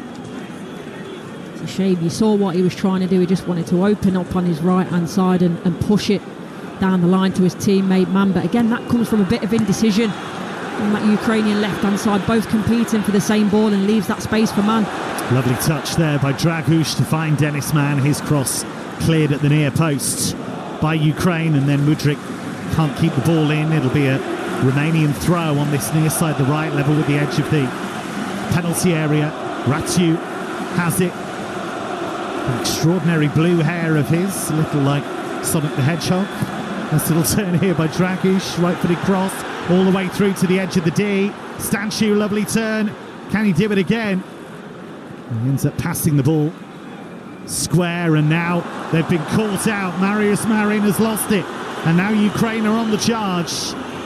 Excellent run by Sudakov, still going. He's got options left and right. And Romania did really well to get back and get into their shape there. Mudryk has found a bit of space, and the shot by Sihankov is charged down by Ratiu, and that'll be a Ukrainian corner, but it could have been more than that.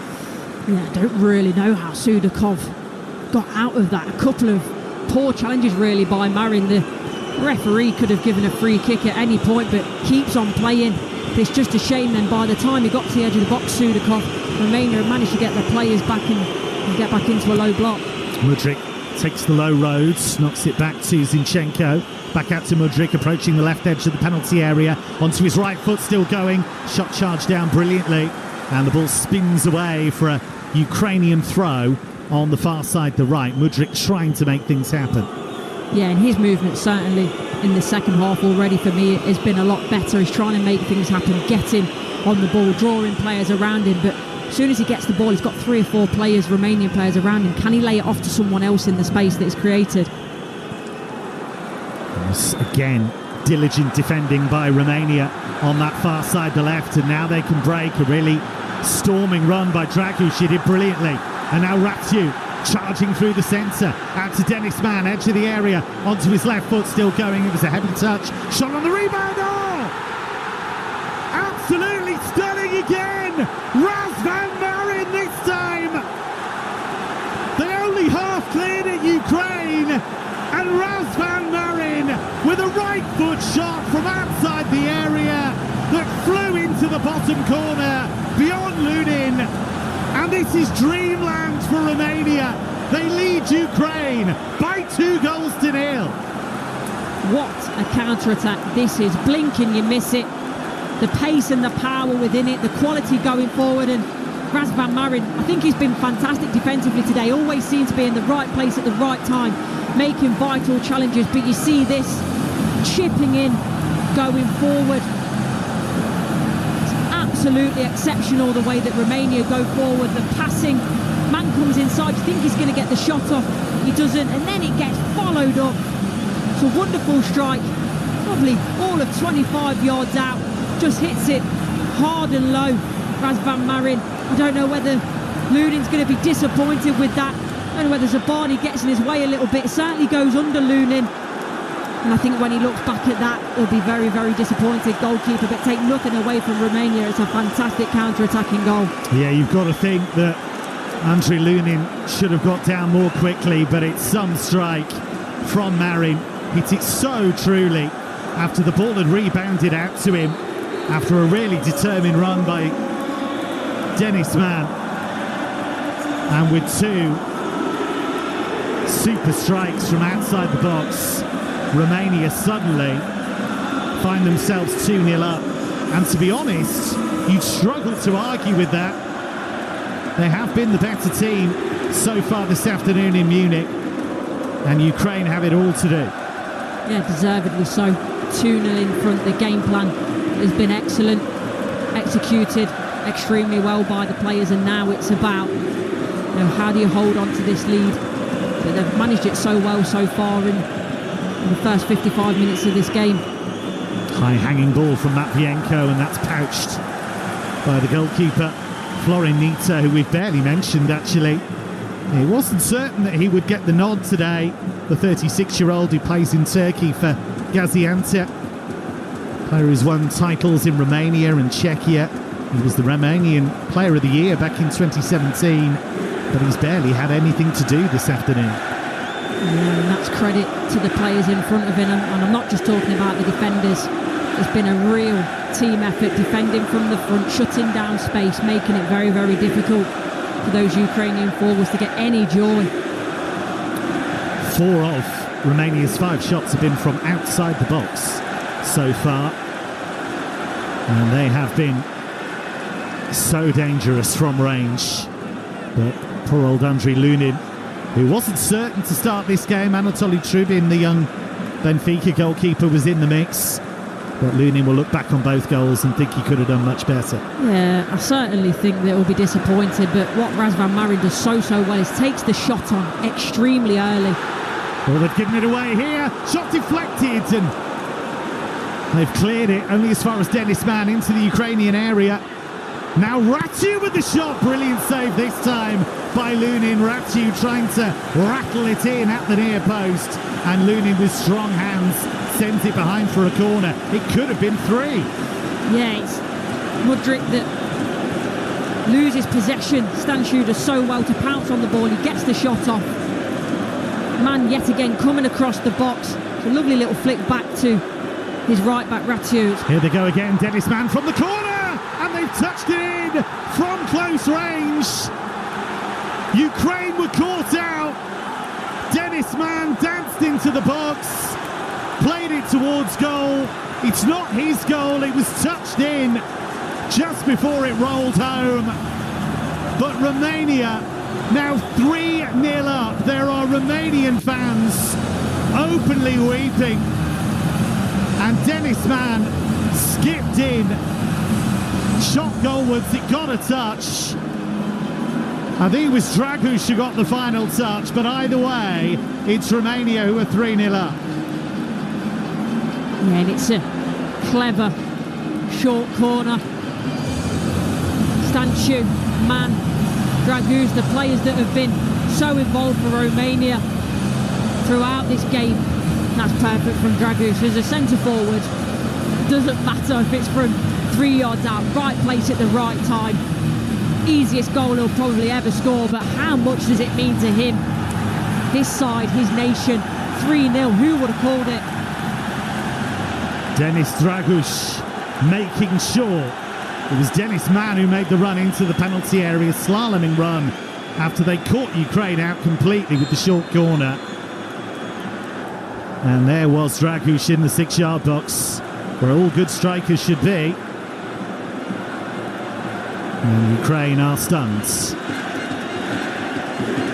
Will be upsetting. You see that short corner, not a Ukrainian player in sight. Switched off. They're probably disappointed from obviously conceding the second goal, but still vulnerable, not switched on. Don't go out to defend the ball very well. Man does extremely well, dances through that defence in the box and does what all good forward players should just do. Put the ball in a good area, let everyone else do the rest, and Draguš certainly does that with a little tap in. And Sergei Rebrov in his dugout looking ashen-faced. It's been a very difficult afternoon for his team so far. And Romania have sensed that they could move to a higher gear in this second half, and they have done just that. If you are just joining us on Euro Game Day Live on Talksport 2, Nikolai Stanciu with the opener on 29 minutes. Further goals from Razvan Marin on 53 and Denis Draguš on 57. And it is Romania who are in control. You are listening to Euro Game Day Live on Talksport 2, presented by Carling, the UK's #1 lager, 18 plus. Please drink responsibly. Romania do have a problem here. Denis Draguš is down, and he just slipped as he tried to move away from Konoplia. It seems that he's overextended something. Yeah, it's a tough one. You see he steps back, completely slips, almost does the splits, and you just see sort of the outside of his glutes. He was clutching very quickly, and hopefully that's not something that will see him depart the pitch. Romania are preparing a double change. They're going to bring on Yanis Hadji and Valentin Mihaila. Well, for Ukraine, even though the game is slipping away from them, it's about what they do now to try and rebuild their confidence in game, because they've still got 2 big games to come. Belgium and Slovakia, the other teams in the group. Here is Sihankov, left edge of the penalty area. Dragushin comes across like a brick wall, wins the ball back and then clears long. And he really has been a muscular presence at the heart of that Romanian rearguard. Yeah, he really has, and that's the reason, or one of why, Ukraine still not had a shot on target. We're ticking into the 61st minute, and it's unbelievable when you think about it that way, but you've got to give credit to the defensive shape, the willingness, the aggression, the way that they've defended in their 1v1 battles has been excellent from Romania. Here's Shaparenko for Ukraine, plays it down the right-hand side, looking for Konoplia, but what was he really meant to do with that? He couldn't quite bring the ball under his spell. It skipped away from him and goes behind for a goal kick. Yeah, and just saw Rachu there, really hyping the crowd up, getting them involved, all those Romania fans behind the goal, and it's interesting, and just to see how much it means to these players. And now 3-0, you'd think they're home and dry, barring something absolutely spectacular from Ukraine or a complete capitulation from Romania. It's the wingers that they're changing. They're taking off Mann and Coman, bringing on Valentin Mihaila and Yanis Hadji. I think that's surprising when you look at the game, the way it's been played and how hard those wide players have to work. They're expected to join in the attack but also come back and help their full-backs out with the defensive duty, so it's a big shift for them. Bringing Ukraine making a few changes as well. Volodymyr Brajko has come on for Taras Stepanenko. Shaparenko making way as well, as is Sihankov, and it's the veteran Andriy Yarmolenko who comes on for Sihankov in that wide area. And they brought on an extra striker as well. With Shaparenko going off, they've brought on Roman Yaremchuk, and he'll go alongside Dovbyk, you would think, in that attacking area. So 3 changes for Ukraine. They've brought on Roman Yaremchuk, Andriy Yarmolenko and Volodymyr Brashko. Brashko is a 22-year-old. He only made his senior Ukraine debut in March. Fair to say Yarmolenko is a bit more experienced. It's his 120th cap. And as for Yaremchuk, it's his 51st cap. So some experience coming onto the pitch for Ukraine. Will it help? I mean, it has to a degree, but you've got to ask yourself the question, is it a little bit too late? It's a real big ask to claw 3 goals back to equalise it, let alone 4, and that's without taking into account how well Romania have done. You won't play it against them to score another. 63 minutes gone. Here on Euro Game Day Live on Talksport 2. Romania 3, Ukraine 0. An extraordinary scoreline. Goals from Nicolae Stanciu, Razvan Marin and Denis Dragush have put Romania in complete control in Munich. But Ukraine have won a free kick inside left channel, around about 35 yards from goal. Zinchenko and Mudryk standing over it. They did so want to do well, and they could still, of course. Still 2 games to go in the group stage, and remember, 4 of the best third place teams will qualify, as well as the teams that finish in the top 2 spots. Mudryk over this free kick, drifts it in right-footed, the header away. It was only to the edge of the area, and the shot came in from Yarmolenko, but he got right underneath it, and the ball zoomed over the crossbar. Yeah, he did. It's one of those difficult ones. It's headed back out towards the edge of the box where he is on the half volley. Can't get it under control, hits it on the rise. But for Ukraine, I think it's important to at least get a goal back, whether that means for one of those positions. The goal difference is important, actually, for the confidence as well. Coming into this game, heavy favourites, and to be losing 3-0, they can claw 1, maybe 2 goals back. It will help just a little bit for that confidence. There's repeating, Romania had only ever won once in Euro finals ahead of today. So if they do win, it'll only be their 2nd victory. And it'll be their first since 2000. And Denis Mann, by the way, who's created a couple of the goals, the first Romanian to provide 2 assists at a major tournament game since Georgi Hagi against Colombia back in the USA 94 World Cup. Not a bad afternoon. No, he's been really good. It's a shame for him, really, that he's not been on the score sheet, because I think he deserves it. He's played extremely well. He's got high. I was just looking at the average positions, actually, and he's been the highest player on the pitch for Romania, and is mentioned put in such a shift because he has to go back, and he was having to help out Ratchu in the right back position and also get up and help the forward line, and had a really good performance. Talking about Hagi, by the way, Yanis Hagi came on as a substitute a few moments ago. Has a lot to live up to. His father, Georgi, arguably Romania's greatest ever player. 124 caps, 35 goals, played in 6 major international tournaments. He was named as Romanian Footballer of the Year 7 times. No pressure, nothing to live up to there.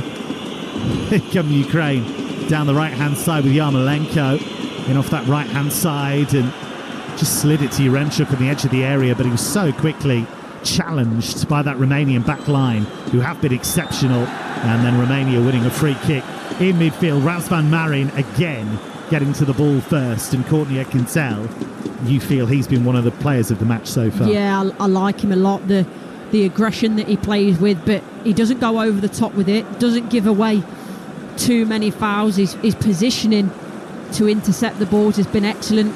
Running forward, obviously for his goal where he found himself, was very good in terms of the position that he found himself in. The fact that he takes it quickly, so Lunin probably should do better, but equally struggles to get down a little bit to the ball. But especially in that back line as well, they've been so good at winning the ball back and being aggressive in the 1v1 battles. Just seen our first yellow cards of the afternoon. Joachim Konoplia with the foul on Valentin Mihaila, who was surging away from him, pulled his jersey, dragged him down, and so Konoplia the first man this afternoon in the book. He's had a tough afternoon, and he's not alone in that. Shakhtar Donetsk player. And it is going to be a free kick wide on the left here for Romania, who are 3-0 up against Ukraine. Yanis Hadji standing over this. Stanciu there as well. Stanciu's already hit the bar with the set piece. And he's whipped this in and gone for goal, and it hit the side netting. Some of the fans in this stadium thought that was in. And Lunin was scrambling, but it hit the side netting, and it's a goal kick. Yeah, he was. And whether it's that free kick there or the corner, maybe there was a little bit of debate over was he just trying to find the area or was he going for the goal? And I think he's going for goal because I think you're seeing Lunin's position that's maybe a little bit off. He knows he's got the quality to whip the ball in. And the same there, I think he saw a little bit of space at the near post but couldn't quite find the target. Here come Ukraine again with Konoplia down the right, but loses it. Wonderful work rate again from Romania. They have played with such intensity, such quality. And they will feel that they can make a real splash at this tournament. We're certainly not expected to do so by many. But they have been outstanding both in attack and defence. Here is Sudakov. Plays it forward to the edge of the area and Yarmolenko. It goes back to Sudakov. Dolfbeek, central option, but the cross is headed away by Ratio, only as far as Zinchenko. Changes passes with Mudryk, 25 yards out. Mudryk goes down, free kick. And Romania a little too overzealous trying to win that one back. Yeah, it's a shame with that one, but I think you're right. It's just the wrong side of being overzealous in the end. Does Mudryk make the most of it and go down when he feels the contact from Hadji? Yes, he does, but probably just come on the pitch, wants to make an impression, but just a little bit overzealous in the challenge. His dad wasn't much of a tackler either, but it never stopped him. It's going to be a free kick then to Ukraine, inside left channel, around about 25 yards from goal. 70th minute in Munich. And a stunning scoreline, really. Romania 3-0 up against Ukraine. And it's becoming the perfect start to the tournament for Edward Yordanescu's man. Sudakov standing over this. Zinchenko there as well. But it'd be a surprise not to see Sudakov go for goal here. Florin Nita, the veteran goalkeeper, all in green, readies himself in his short sleeves. It's Sudakov, and it took a deflection, and it goes way, way over the crossbar, and it'll be a corner. Yeah, Dragusin does so well in terms of making sure, makes the jump, gets himself in the way, doesn't turn his back, just quite happy to take that ball even if it hurts and make sure it doesn't go goalwards. Have been Romanian fans openly weeping at how their team have performed in a good way. Mudryk's corner headed away, and now Mihaila could bring it clear for Romania, and they are flooding forwards here, including Dragusin, who now has it on the left wing. Centre back turns attacker, and he's charging forward, and he gets brought down, which is pretty much the only way you could bring him down. It's like trying to stop a steam train, that. And it was Matvienko who came across and just nudged him over. Free kick Romania. And he's actually really clever. We normally see this from forwards or wide players, the way that you put your body across the defender to make sure that you protect the ball. Dragusin does exactly that there and takes the challenge, and it's a free kick in a positive area for Romania. Konoplia being replaced here is on a yellow card, and it's right back for a right back. Alexander Timchik replaces him. There's the right back at Dynamo Kyiv. Came through the youth ranks there. Here's the free kick whipped in, and it was taken comfortably by Lunin in the end, but it was whipped in with real velocity there. Yeah, it was, and for all the mistakes that Lunin's made today, he's confident there. He comes and commands his area, collects it, and it's positive for him to get a little bit of confidence back after having a bit of a poor game by his standards. Ball played forward towards Sudakov, who's trying to wriggle away from Marius Marian, and he's done it. He's also got away from two more challenges. That was brilliant. Works it out to the right-hand side. Yarmolenko's cross towards the near post, and Dragusin knocks it behind for a corner, and then a double fist pump to the fans behind the goal. and a few chest bumps as well with his teammates. He is fired up. I absolutely love it, and maybe we've seen a few defensive celebrations a little bit too earlier on in the tournament, but that 3-0 up, he knows it's a vital interception, and rightly so, celebrates with his players and fans. Unfortunately, we do have a pitch invader who's just being helped very quickly off the playing surface. I think he wanted to give his congratulations to the Romanian players a bit early there. So he's been removed. We're going to have another double change here. And we're going to see George Puskás, who Reading fans will remember. He's going to come on. But here is this corner first. It's a flat one, easily cleared. Volleyed back towards the edge of the area by Brajko. It's now with Mudryk, inside left channel, 20 yards from goal. Trying to work a shooting angle. Still going, Mikhailo Mudryk slips it into the box. Looking for Dovbik, but Nita's there. And he's able to gather. And it remains Romania 3, Ukraine 0. Yeah, for how well he does initially Mudryk. He beats a couple of players, 2, 3, then 4. But actually, so many players in the box. So difficult to break through. Marius Marin's doing really well to track the run and just giving Nita, his goalkeeper, time to come out and collect the ball easily. The other player who's going to come on, by the way, for Romania is Adrian Rush, who won the Cypriot Cup with Paphos this season. Not a bad place to play your football. I was about to say, lovely place of the world, one of my favourite destinations. Ball hit long here, down the right-hand side by Ukraine, trying to find Timchik. And he will get there. Just down by the corner flag on the far side, the right for Ukraine, finding Yarmolenko. He picked up the captain's armband after Stepanenko went off. Ukraine looking for a way through. They found Sudakov. It's on the edge of the Romanian area. Romania were plenty back here. Here's Mudryk, curling cross to the far post. That's headed away strongly. Every defensive intervention by Romania is being cheered as if it was a goal. Yeah, right. So it's that vital part of the game where you're relying on your defence now. You're relying on that game management to be clever, to see you through, to win the ball back, and then just keep that little bit of calmness. Can you get the ball forward? Keep possession for a period of time, because Ukraine now are going to be throwing the kitchen sink at it. So 2 players coming off. One of the goal scorers, Denis Draguš, making way for George Puskás. Currently plays with Genoa, although he has been on loan at Bari in Italy. And Adrian Rush comes on as well. So double change. Remember, still to come, Belgium against Slovakia, live on Talksport. That kicks off at 5. Nigel Adderley and Dean Ashton, the commentators for that one. And at 8 o'clock, you'll hear it about France for the first time as they take on Austria. Joe Shannon, alongside the former Scotland striker Chris Owelamo. Hear every kick of Euro 2024 on the Talksport network. Offside flag is up against Romania. You are listening to Euro Game Day live on Talksport 2, presented by Burger King. Bring home the ultimate food satisfaction. Get your favourites delivered now.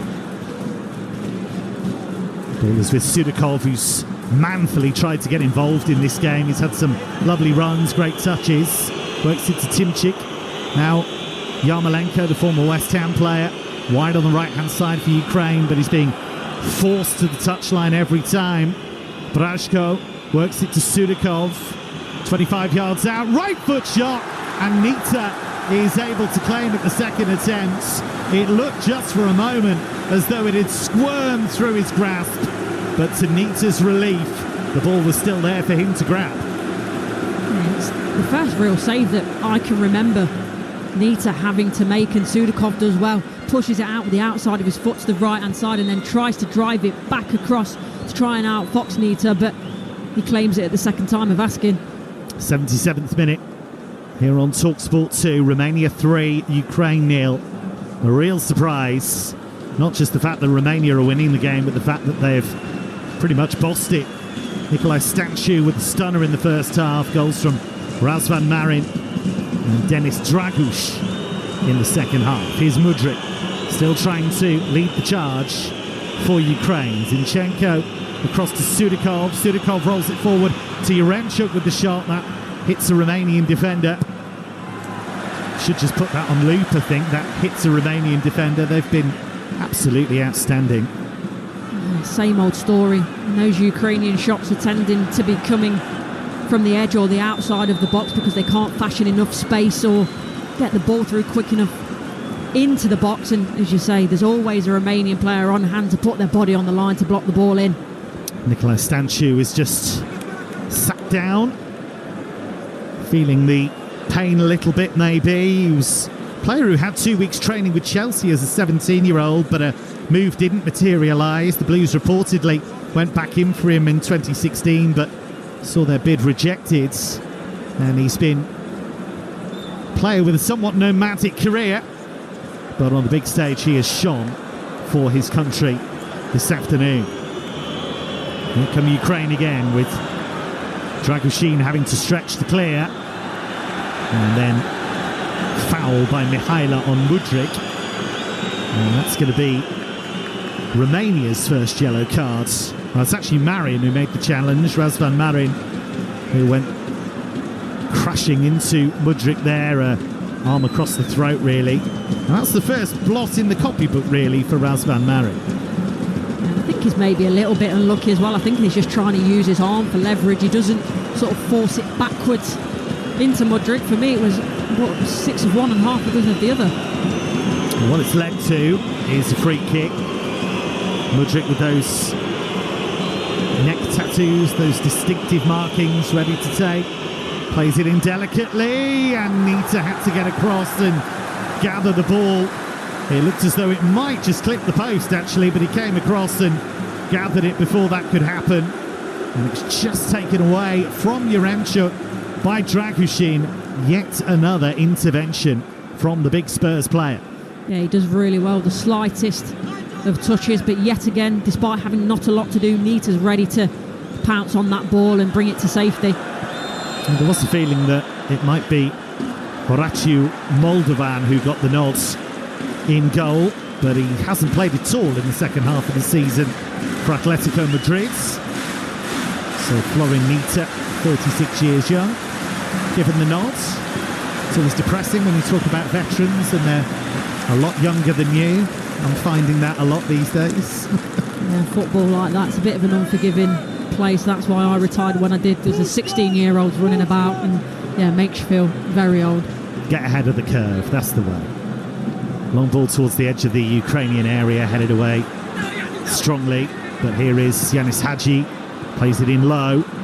Hadji's been on loan at Alaves from Rangers, and did start to be involved in starting 11s towards the end of the season, but he's generally found game time hard to come by in Spain with Alaves. In the final 10 minutes of normal time, and an extraordinary scoreline: Romania 3, Ukraine 0. Goals from Stanciu, Razvan Marin, and then Dragush. The difference here.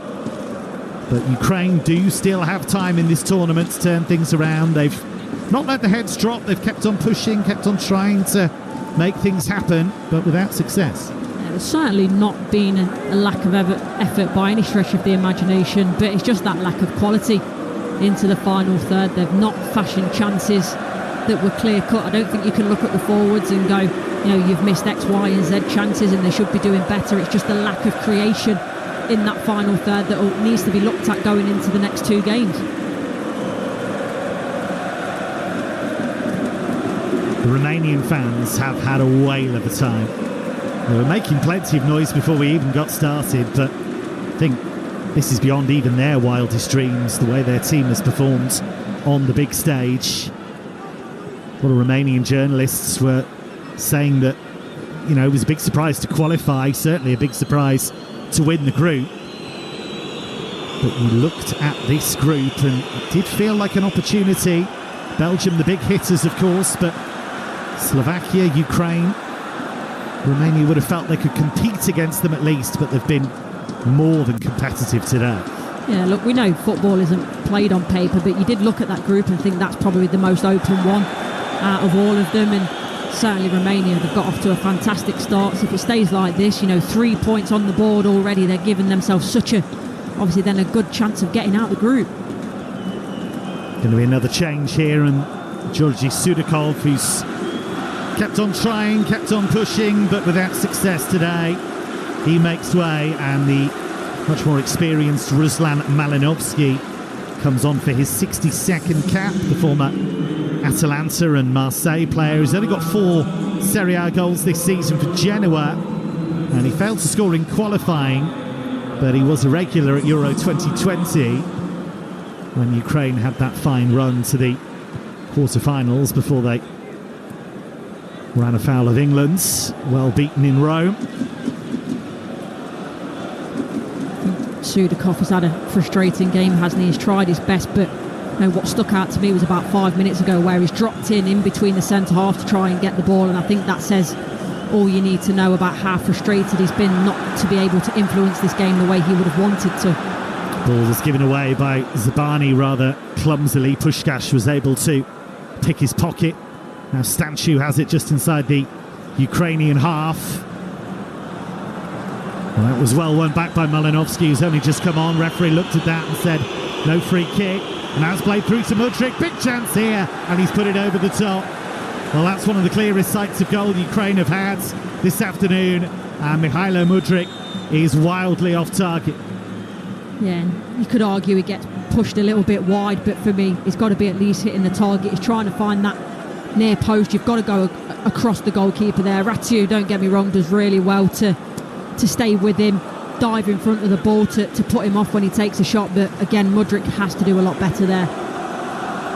Romania wanted a free kick in the build-up to that. They felt that Mihailo had been fouled, and just seen a replay on our monitors.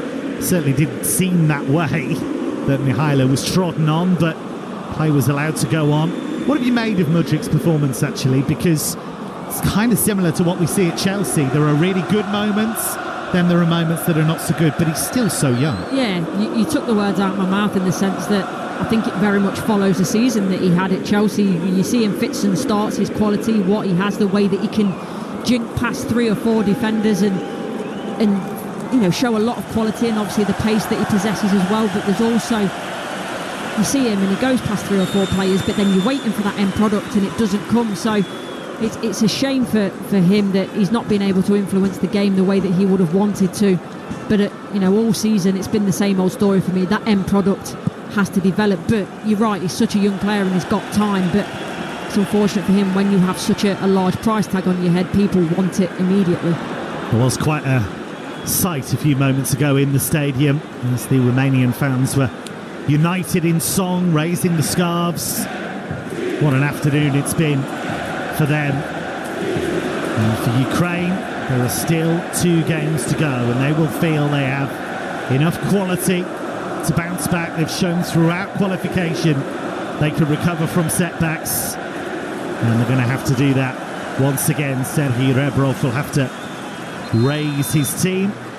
Going to be another change here for Romania, and they're taking off Nikolai Stanchu, who got that wonderful opening goal. The captain, he gives the captain's armband to Razvan Marin and gets a hero's ovation as he goes off.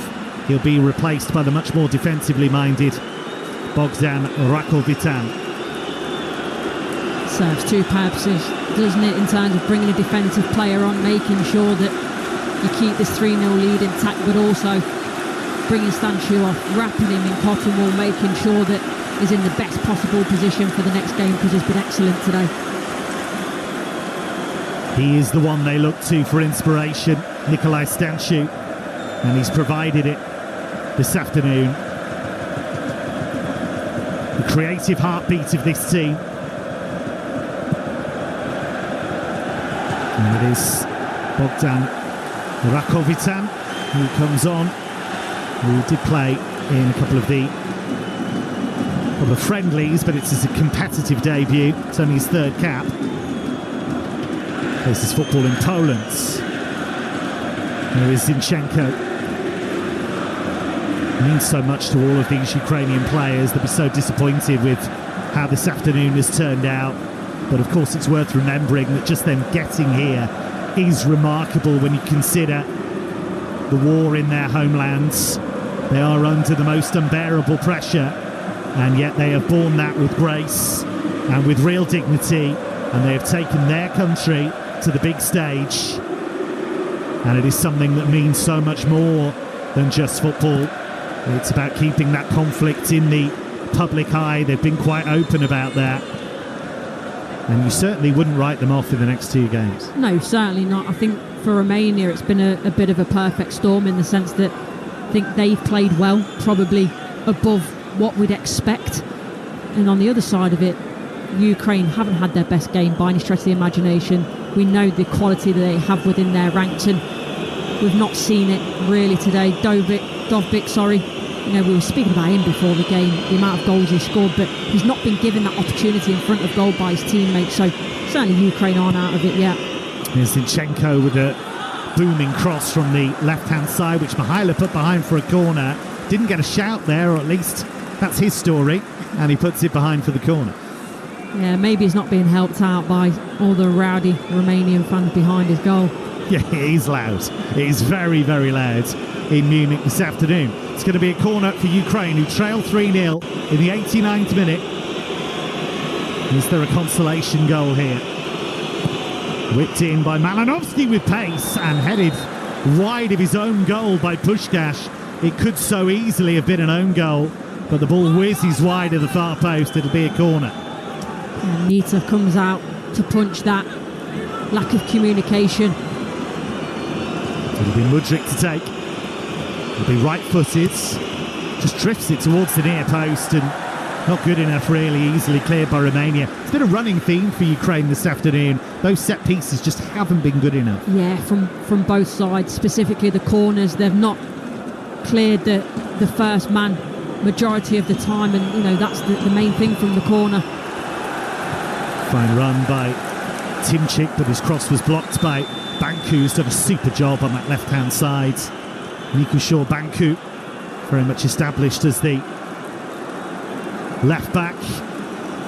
Actually played twice at Euro 2016, so he does have experience at this level. And Romania just happy to let the time elapse. They're inching towards one of the most famous afternoons in their history, one of the best results. Talk about that USA 94 team a lot. Could they do something special here? Well, this is a fine run, though, for Ukraine by Yaremchuk. Now it's played towards Mudryk. Can he get the cross in? He can, but it's too close to Florin Nita, and he just gathers it and does that goalkeeper's thing of just falling on the floor to let a few more seconds go by. Yeah, you knew it was coming, didn't you? As soon as he drives up, collects that ball, could have quite easily stood on his feet, but you can't blame him. Goes down, just trying to wind down the seconds to a very, very famous Romania win. Played here towards Dovbyk. Ukraine looking for that consolation goal, that crumb of comfort on what's been a very difficult afternoon for Serhii Rebrov's team. Cleared once again, though, by the Romanian rearguard, and they have Banku down. He's been down a couple of times this afternoon. He was actually trodden on by his own player there. Yeah, not ideal, just on the top of his foot. But, you know, winding down now into these last few minutes. The pain, the adrenaline, you won't feel it because the excitement now, knowing how close you are.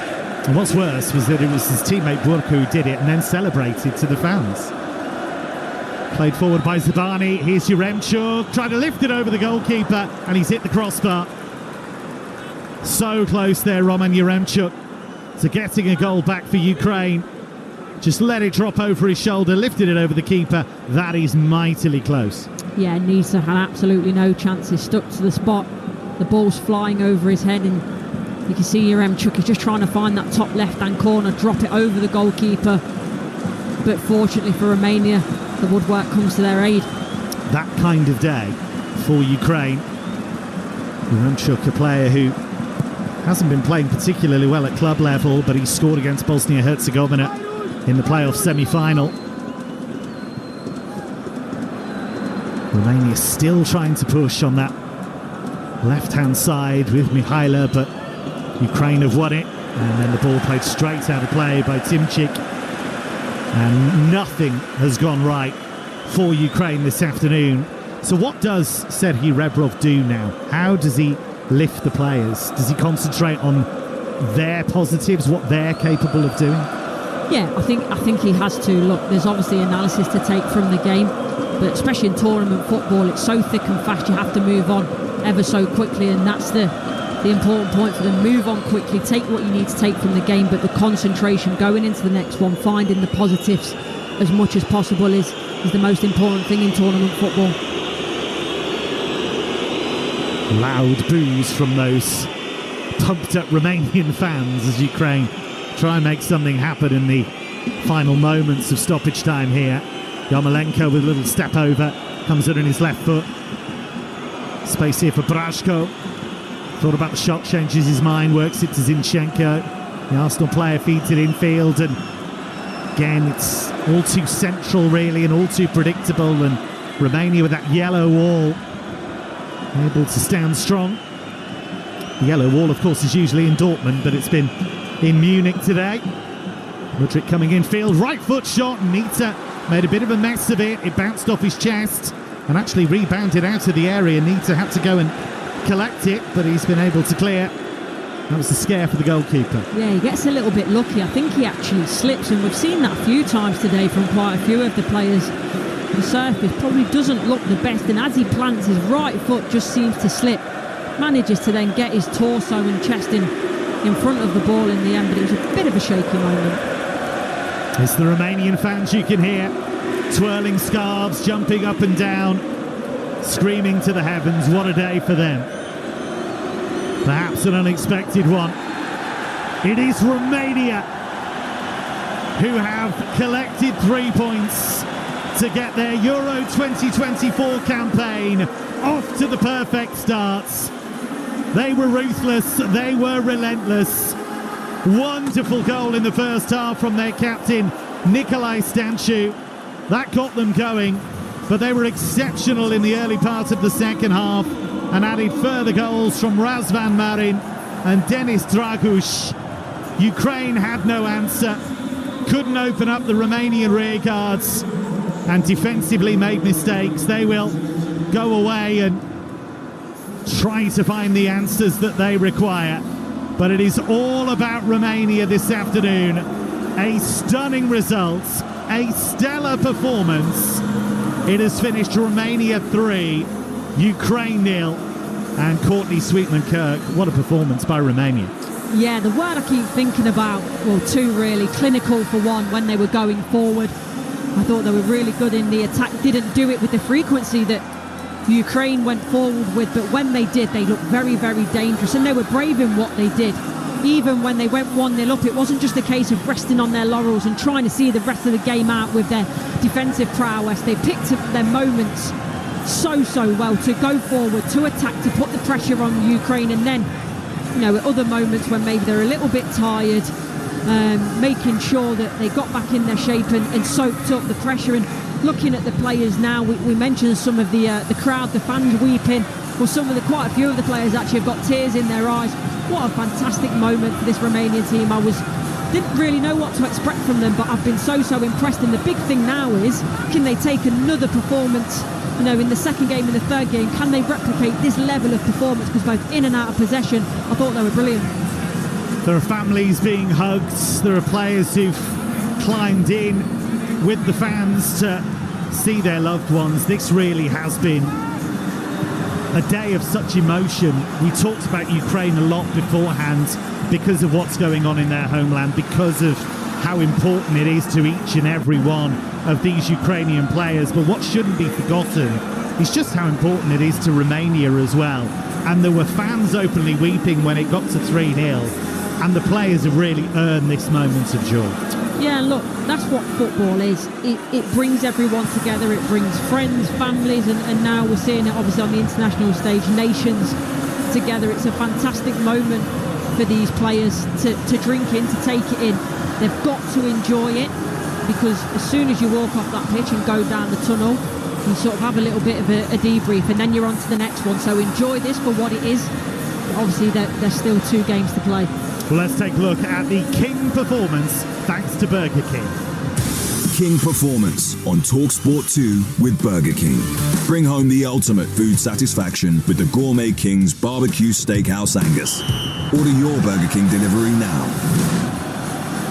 So, Courtney, what was your King performance for this game? It's difficult because genuinely there were so many Romanian players that I could have picked out. But Razvan Marin, I think, really impressed me today, both in and out of possession. The way that he gets himself defensively in fantastic positions, whether it's to make the interceptions, to make the tackles, the timing of it, but the timing for his runs forward as well. And you see that, especially with the goal, the way that he arrives at the ball to strike it so well. Yes, Lunin should have done better, but I think that's the one that then really pushes Romania forward. That second goal to go and give them that real cushion to push everyone else on. But yeah, there's so many other players I could have mentioned, but Razvan Marin for me was very impressive. That was our King Performance pick in association with Burger King.